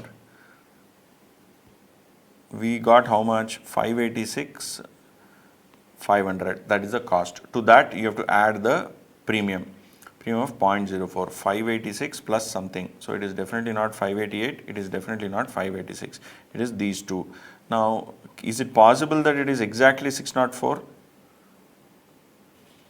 Is it possible that it is exactly 605 here? No. So most likely the answer looks 595, but we have to figure out how it is 595. So how is it 595, 560? See, please note friends, when you are given I arrived at some number. How did I arrive at it? We will discuss.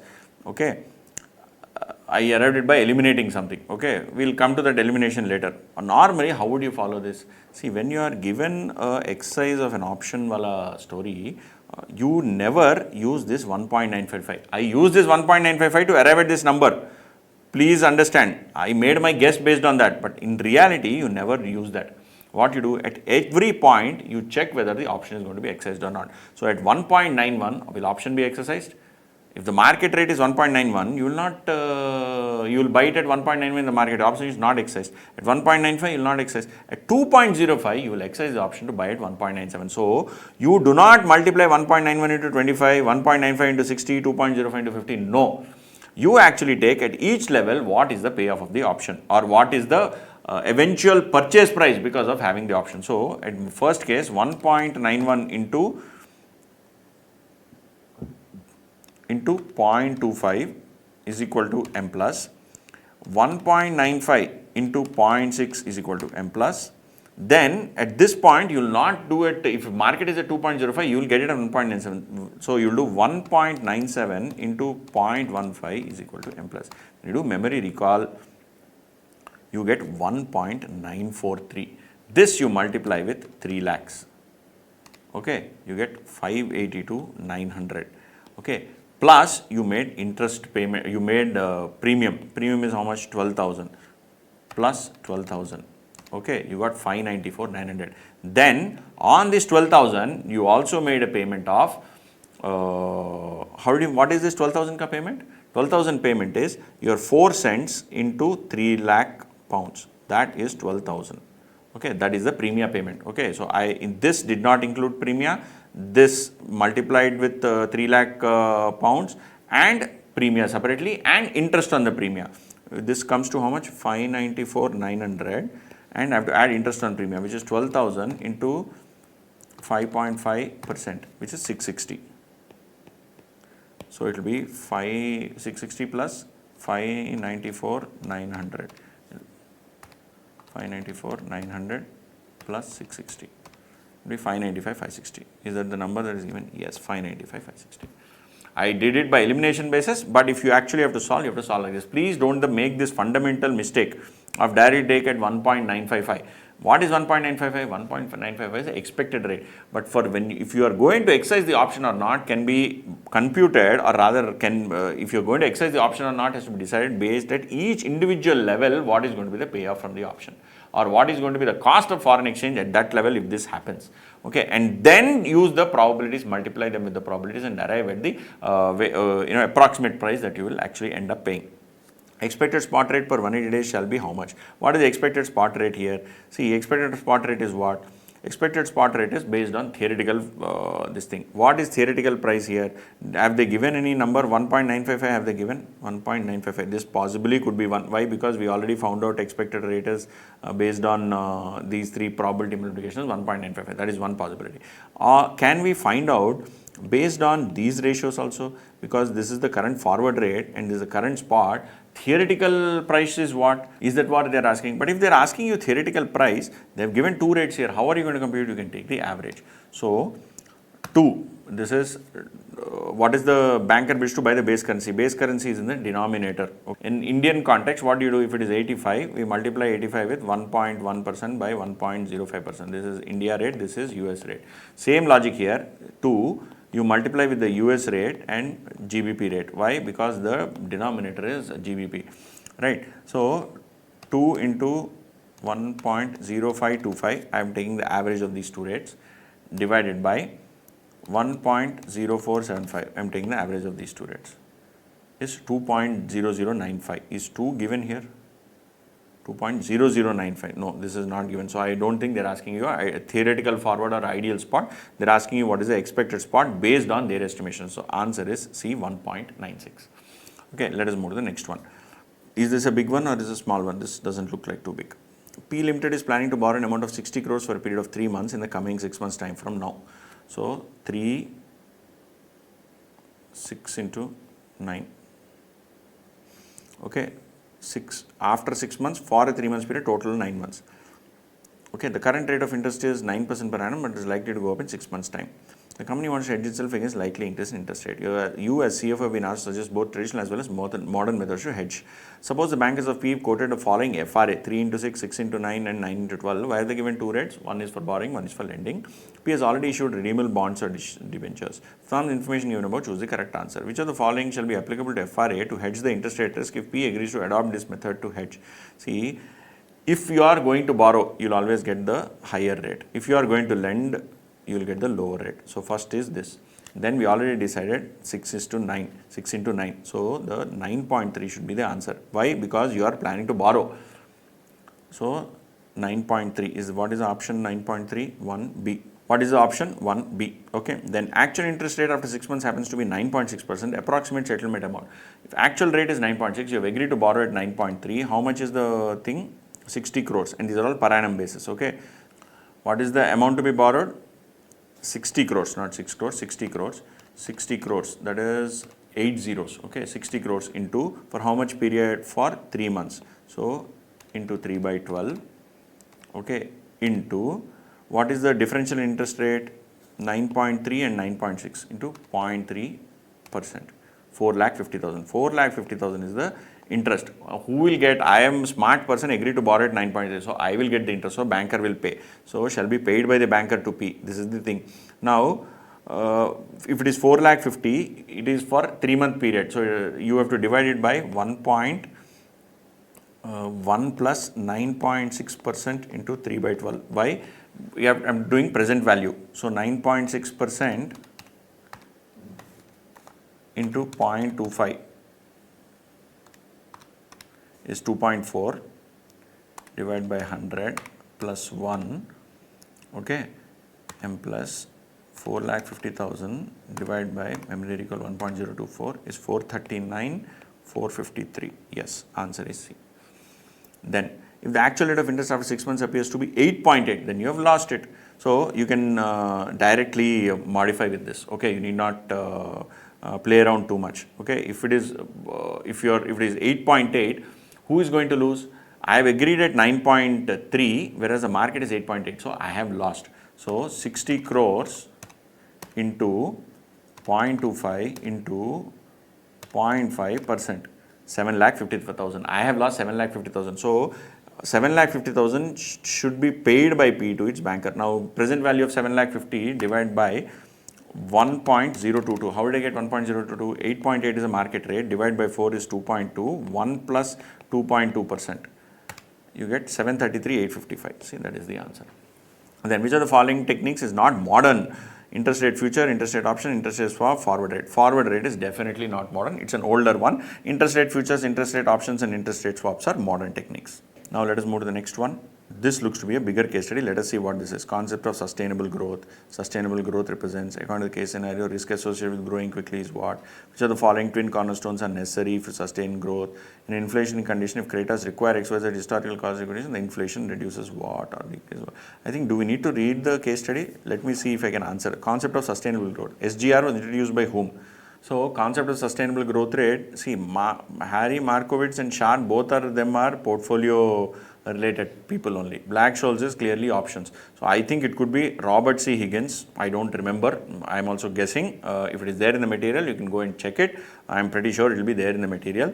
Otherwise, institute won't ask. Okay, Robert C. Higgins. Sustainable growth rate represents what? The rate at which company can grow by issuing more equity? No.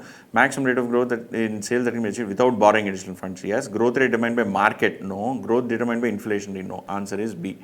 Okay, D and B. According to case scenario, risk associated with growing quickly is what? The company may not be able to retain competent staff, could face liquidity issues, could stock price may decline, reduce the company's market share. I don't know. Let us read the case study. Which of the following twin cornerstones are necessary to achieve sustainable growth rate?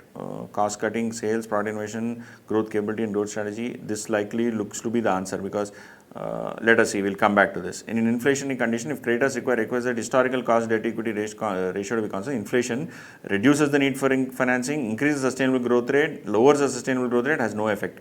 It lowers the sustainable growth rate because more money goes into working capital. So we need to now find answer for 3 and 4. Which of the following twin cornerstones are necessary to achieve sustainable growth rate? You must not now review the growth strategy and financial insurance. They are considering growth policy, growth objectives. A medium company, renewable energy, company's management how is concerned about rapid growth with balancing growth with long-term sustainability. In the past, XYZ objectives led to aggressive expansion, but management realized such growth might not be financially sustainable in long run. Raises concerns about how to maintain company's financial health. CFO highlights the importance of SGR. Company now needs to ensure its operational financial policies align with growth goals. They must avoid expanding too quickly, which could strain its resources and lead to borrowing. Moreover, management also considers long-term implication of resource consumption, particularly in renewable energy industry where sustainability is key. They also realize it needs to focus on building growth capability alongside growth strategy. Without necessary infrastructure and financial planning in place, companies' effort to achieve long-term sustainable SGR could be in jeopardy. Companies aware of risks of relying too much on external financing realize the need for a balance between sufficient equity and minimizing debt. Given the importance of these, management team must now review the growth strategy and financial policies to ensure they are consistent with firm's objective. And now see, according to case, the risk of growing too quickly is might not be able to retain staff, could face liquidity issues, reduce market share. Answer is B, very clear, might face liquidity issues due to over expansion. Cornerstones, growth capability and growth strategies, very clear. They themselves have said this. See, this one I have read very quickly and come back and answered. Okay, whatever I could answer without even going through the case study, I have already answered and then came back. Next, now let us look at case scenario 31. Company X proposes to take over company Y. Chief executive of company thinks that the stakeholders always look for EPS. Therefore, he considers maximization of EPS as his objective. The following information is available in respect of X. Net profit 80 lakhs, 15.75, P ratio 10.5 and 10, current market price 42 and 85. From the information given above, choose the correct answer for the following questions. Guys, this is a question, if I am not wrong, from November 24 exam or May 24, but I think it is November 24 only. Okay, it's a fairly simple question. Let us proceed. If the company borrows funds at the rate of 15% of interest and buys out target company by paying cash, how much should it offer to maintain its EPS assuming a tax rate of 30%? So what they are saying here is X Limited is buying out Y. At what rate, at what price, we don't know. So they are going to be paying them some sum. We don't know how much is the we don't know how much that sum is or what that sum is, but we are supposed to find out that sum by doing few things. What? EPS will remain the same. What is EPS remaining the same means? What is current EPS? Market price is 42, PE ratio is 10.5. Meaning, what is EPS? EPS is 42 by 10.5, which is 4. 85 by 10 is 8.5. These are the two EPS numbers. When X is acquiring Y, X EPS will remain same at 4.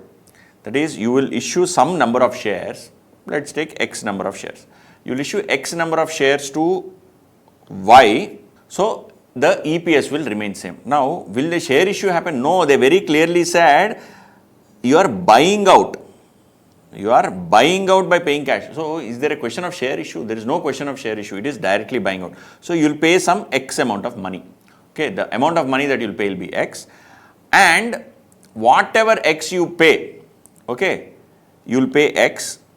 On that X, you are borrowing that X money at 15%.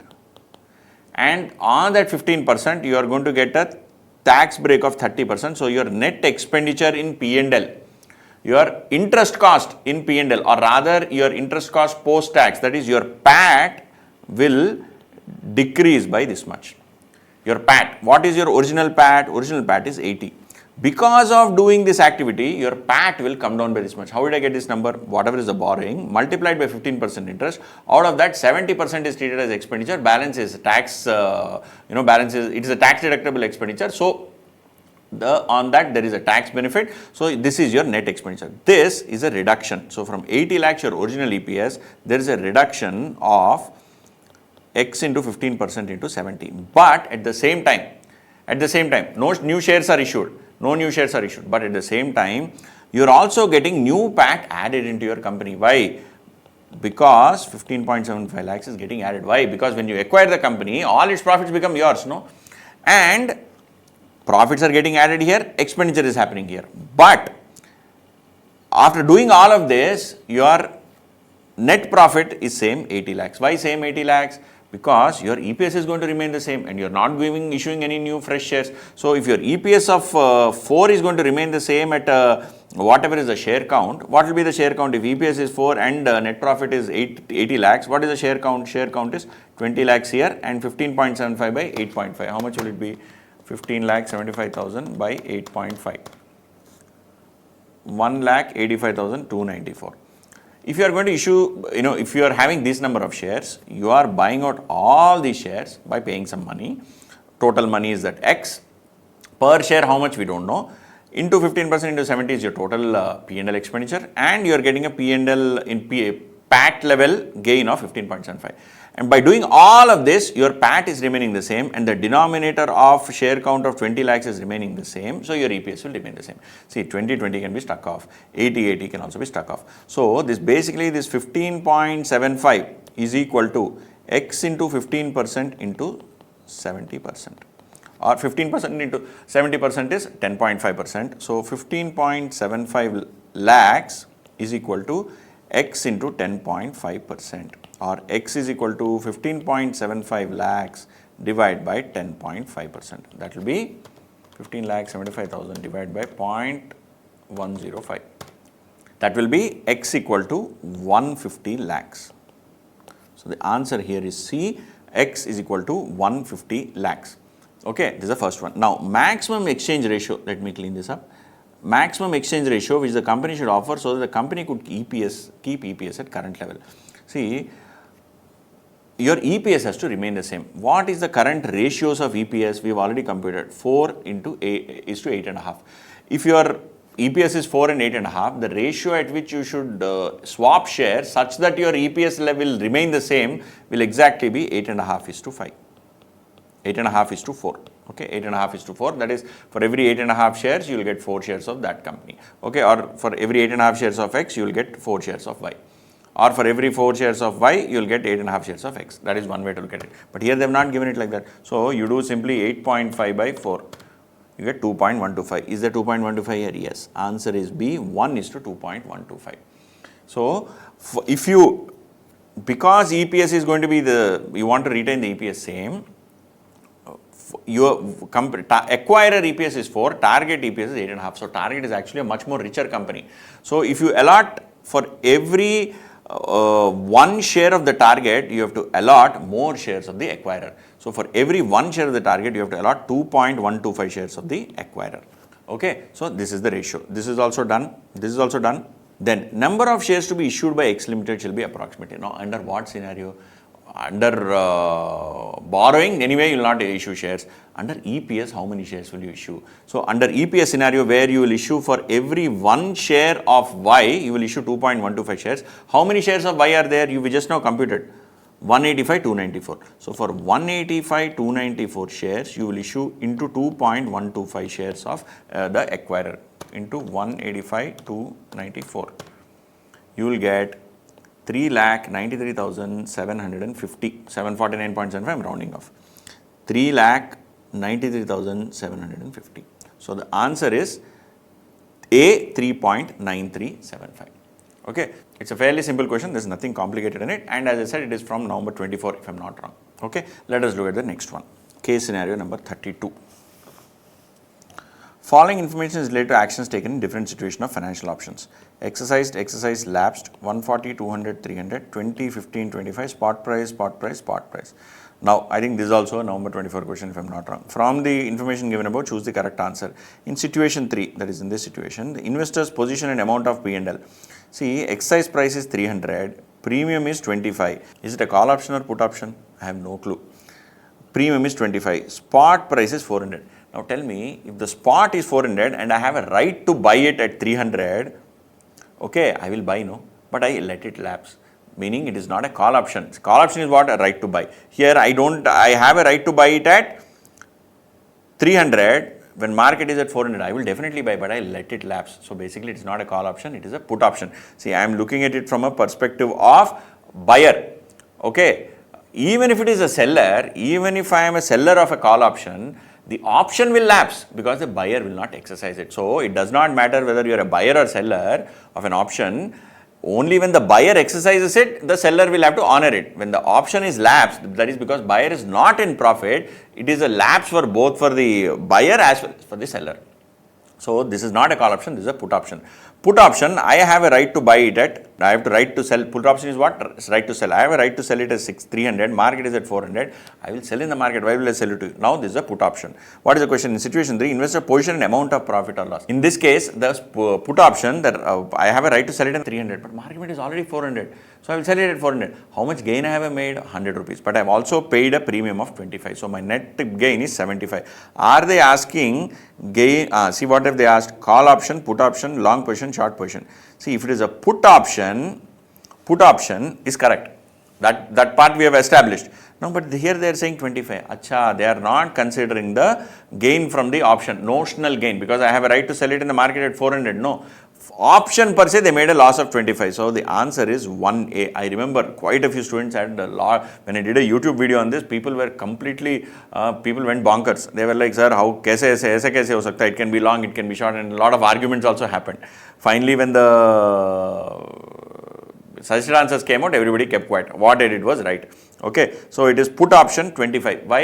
Why not 75 25? Here I considered initially 100 minus 75, 100 minus 25 as gain of 75. They are saying ignore this notional gain of 100, consider only this 25 of premium what you have paid. That is the net loss from put option as a buyer. Okay, this is from a perspective of buyer. Now you cannot say it is long position, short position. Arey baba, long, short, 100 plus minus doesn't matter here. They very clearly said it is an option. You are supposed to tell what kind of option. You are not supposed to sell long, short. Next, in situation 1, the investor's position amount of profit or loss. In situation 1, this one, you have exercised.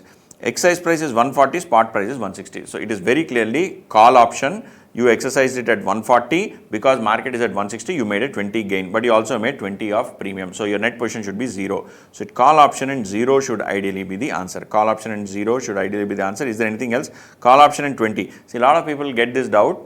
Key, if it is call option, I am making 160 minus 40 is 20, why should I not write 20? No, but you have to deduct this 20 also. Why should I deduct this 20 when I know that only gross level profit is, gross level payoff is 20, why should I take net level payoff? Baba, even in the previous case, they very clearly took the option ka premium as a part of computation of payoff. So necessarily here also you should take the premium paid in order to compute the net payoff. Then in situation 2, the investor's position and amount of profit or loss. Situation 2, I have exercised, spot price is 175 and exercise price is 200. So I have a right to sell it at 200, even though market is 175, sold it off at 200. So it is a put option. It is not a call option, because if it is a call option, if spot price is lower, why will I exercise it? I will let it lapse, right? So this is 200 is this is a put option on which I made 25 rupees. I have sold it in the market at, I have sold it to you at 200 when market is at 175, for which I paid 15 rupees. So the net gain is 10 rupees. So it should be put and 10. It is put and 10, right? This is the correct answer. Put and 10 is the correct answer. I don't know why we are getting such small 3 questions case studies. Let us move to the next one. Case scenario number 3. Case scenario number, not 3, 33. Okay, following information is available in respect of bond A and bond B. Bond A, bond B, face value redeemable at par 1000, coupon rate payable annually 6%, 10%, time to maturity 5 years and 3 years. An investor has portfolio consisting of 75% of A and 25% of B. The current YTM is 10%, and these are the present value factors. From the information given above, choose the correct answer. This is also, I think, a number 24 question. Okay, the price and duration of bond B shall be how much? Price and duration of bond B. They are asking specifically bond B. Now you see in bond B, the coupon is 10. Market is also, rate is also 10%. If the coupon rate and market yield rate are same, what will the price be? Price will be par value. Okay, so what should price be here? It should either be 1000 or this 1000. Then they asked whether duration, you have to find out the duration. Is it 2.74 or 2.49? So let us see. What is duration? Duration is present value factor into time into cash flow, whole thing sigma divided by price. And it is a 3-year bond. So first it is sum of 0.9091 into 1 into cash flow of 100 rupees, because premium is, because coupon is 10% of 1000, plus 0.8264 into 2 into 100, plus 0.7513 into 3 into 1100. Why? Because you are getting, third year you are getting the bond back, and these 0.90, 0.82, 0.7 are cash flow, are present value factors, and these are the cash flows. So if you do this, what will you get? 0.9091 into 100 is equal to M plus, 0.8264 into 200 is equal to M plus, 0.7513 into 3300 is equal to M plus. Memory recall, you get 2735.48. And what is the price? Just now we said price is 1000, so by 1000. So you will get 2.73548. 735 is basically 2.74. So answer is for number 1 is B, which is 2.74. This is the duration. What duration is this? Is Macaulay or modified? This is Macaulay. Please note this is Macaulay. Then price and duration of bond A shall be how much? Bond A price. What is bond A? See, coupon rate is 6, market rate is 10. If market rate is giving higher, if yield goes up, price goes down. So this 1000 will come down. Now, what are the numbers that they have given? 848, 811, 658. So definitely the answer is one amongst these 3. Definitely is one amongst these 3. Now, we have to figure out what is the price. Is it 848, 811 and so on, and it is for 5 years. Okay.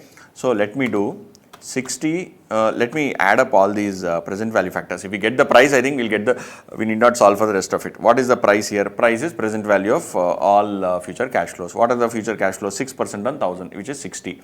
60 for all 5 years. So 0.9091 plus 0.8264 plus 0.7513 plus 0.6830 plus 0.6209. I get 3.7907. Multiplied, so this is the present value factor annuity for 5 years of cash flows, multiplied by 60.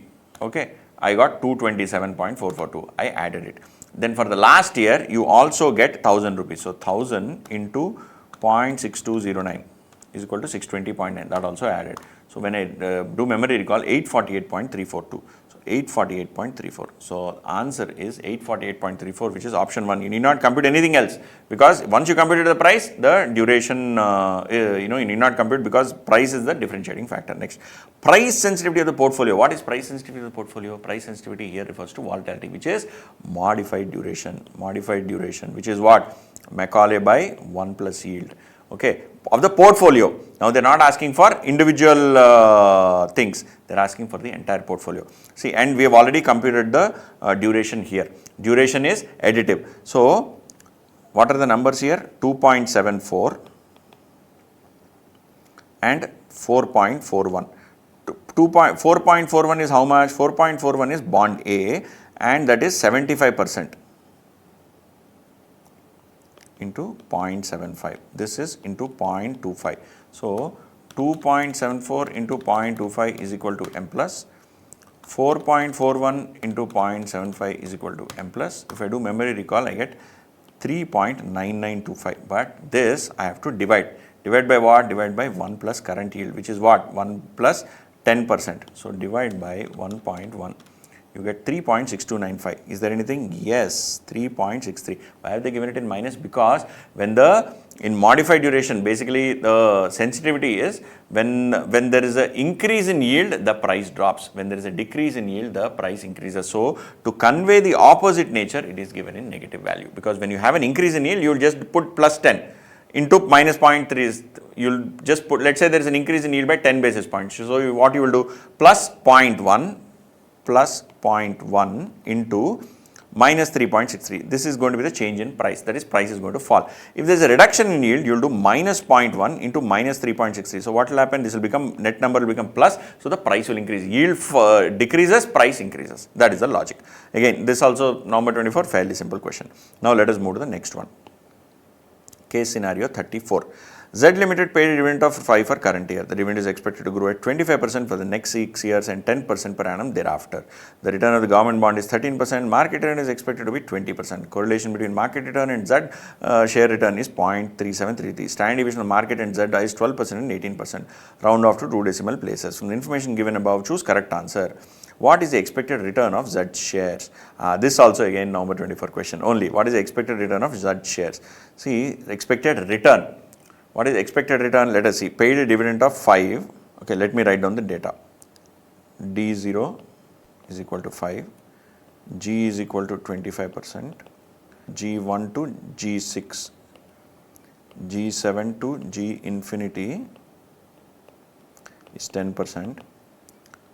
RF is equal to 13%. RM is equal to 20%. Correlation is equal to 0.3733. Standard deviation of a market return. Standard deviation of the market is 12%. Standard deviation of the Z is 18%. Now they are asking what is expected return. How will you find out expected return here? You just have to find out KE. What is KE? K is equal to RF plus beta into RM minus RF. Now RF we know is 13%. We have to find out beta. What is beta? Beta is R into standard deviation of the security by standard deviation of the market. So we have been given all the data. 0.3733 into what is standard deviation of the security? 18% by 12%, whole thing, into what is the return of the market? 20% minus 13%. So 20 minus 13 is 7%. 0.3733 into 18 divided by 12 is equal to 0.55955 into 7 is equal to something plus 13 is equal to something 16.91965. Is that option there? 16.91965, yes, 16.92, it is there. Intrinsic value of Z shares. What do you mean by intrinsic value? Basically your dividend growth model, D1 by KE minus G. But D1 by KE minus G is for the last period. What about the first 5 periods or 6 periods? So what you do is, you value it as D1 plus D2 present values of D1 plus D2 plus D3 plus D4 plus D5. It is going to grow like that for 6 years. Plus present value of P6. Okay, beginning of year 7 or ending of year 6. So what is D1? D1, where is D? 5, no? So 0, 1, 2, 3, 4, 5, 6, 5, and it is going to grow at 25%. 5 into 1.25, 5 into 1.25 whole square, 5 into 1.25 whole cube, 5 into 1.25 power 4, 5 into 1.25 power 5, 5 into 1.25 power 6, 5 into 1.25 power 6 into 1.1.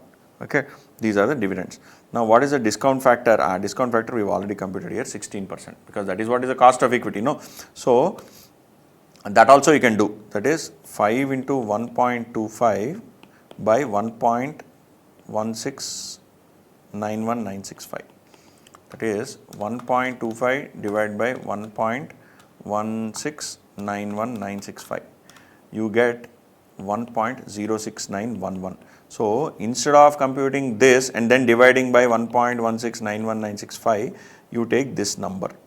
That number is 1.06911. Directly take that number and start doing squaring of that. Then what will happen? You will be directly able to get the present multiplied with the present value factors then and there. Okay, if you have not understood, I am repeating. See, you have to first find out the dividend. That dividend you have to do present value. I am directly computing a factor which is the growth rate of the dividend divided by the present value factor. So I am directly finding out a factor which takes into account both G as well as present value, and then I will multiply it directly with 5. So that way I will get present value of all dividends. Okay. So 5 into 1.06, what is the number? 06911 is equal to something. So I got a value. 5 into 1.06911, I got a value. I will do it m plus into 1.06911 is equal to, I got another value, m plus twice, into 1.06911 is equal to thrice, into 1.06911 is equal to m plus 4 times, into 1.06911 is equal to 5 times, into 1.06911 is equal to 6 times. So sixth value is 7.466. So totally I got 38.15, and the 6th year thing is 7.466. So 7.46 into 1.1 will be D7. So what is the price of the share? Price of the share is, this value I have got as 38.15. This present value I have to find out. And what is the P6? P6 is 7.466 into 1.1 is D7 by KE minus G, that is 16.91 minus 10, that is 6.9196%. So 7.466 into 1.1 divided by 0.069196. You get 118. So friends, when we computed this 7.466, how did we get it? We took 5 into 1.25 power 6 divided by 1.1 power 1.1691 power 6. So we already took a present value, so we need not do this present value again. Okay, so I'll explain it further. If you have taken simply 5 to 1.25 power 6, what would the value be? 5 into 1.25 power 6, that is, I get a 5 into 3.814. 5 into 3.814, that should be 19.07. See, ideally I should get 19.07, but here I have taken 7.466. How did I get 7.466? Because I have already present valued this number. What is the present value factor? 1.1692. Okay, 1 by 1.1692 is equal to 1, 2, 3, 4, 5, 6. So you have to multiply 0.39144 into 19.07 into 19.07. You will get 7.466. So I need not again multiply this present value factor here. Why? Because I have directly taken the present value of this particular 4th year dividend, and for that, not 4th year, I think 6th year dividend, and for that I did the terminal value computation. So it is 118 plus 38. What is 118 plus 38? 156. Yes, answer is 156.75. Now I did this in a quick way and I did not use any paper. So I did not use any rough sheet and all that. I just explained this to you here, that's all. Otherwise I use just the place available here. In exam you can use rough sheets depending on the way it is available to you, but you can do this quickly like this also. That's what I want to tell you. If the current market price of the share is 315, then the stock is, the market price is 315 and intrinsic value is 156. What is it? It is overvalued. Obviously this is going to be an overvalued share. Okay, then let us come to the last case scenario number 35. SM Limited has a market capitalization of 3000 crores and current earnings is 200 with a PE ratio of 15.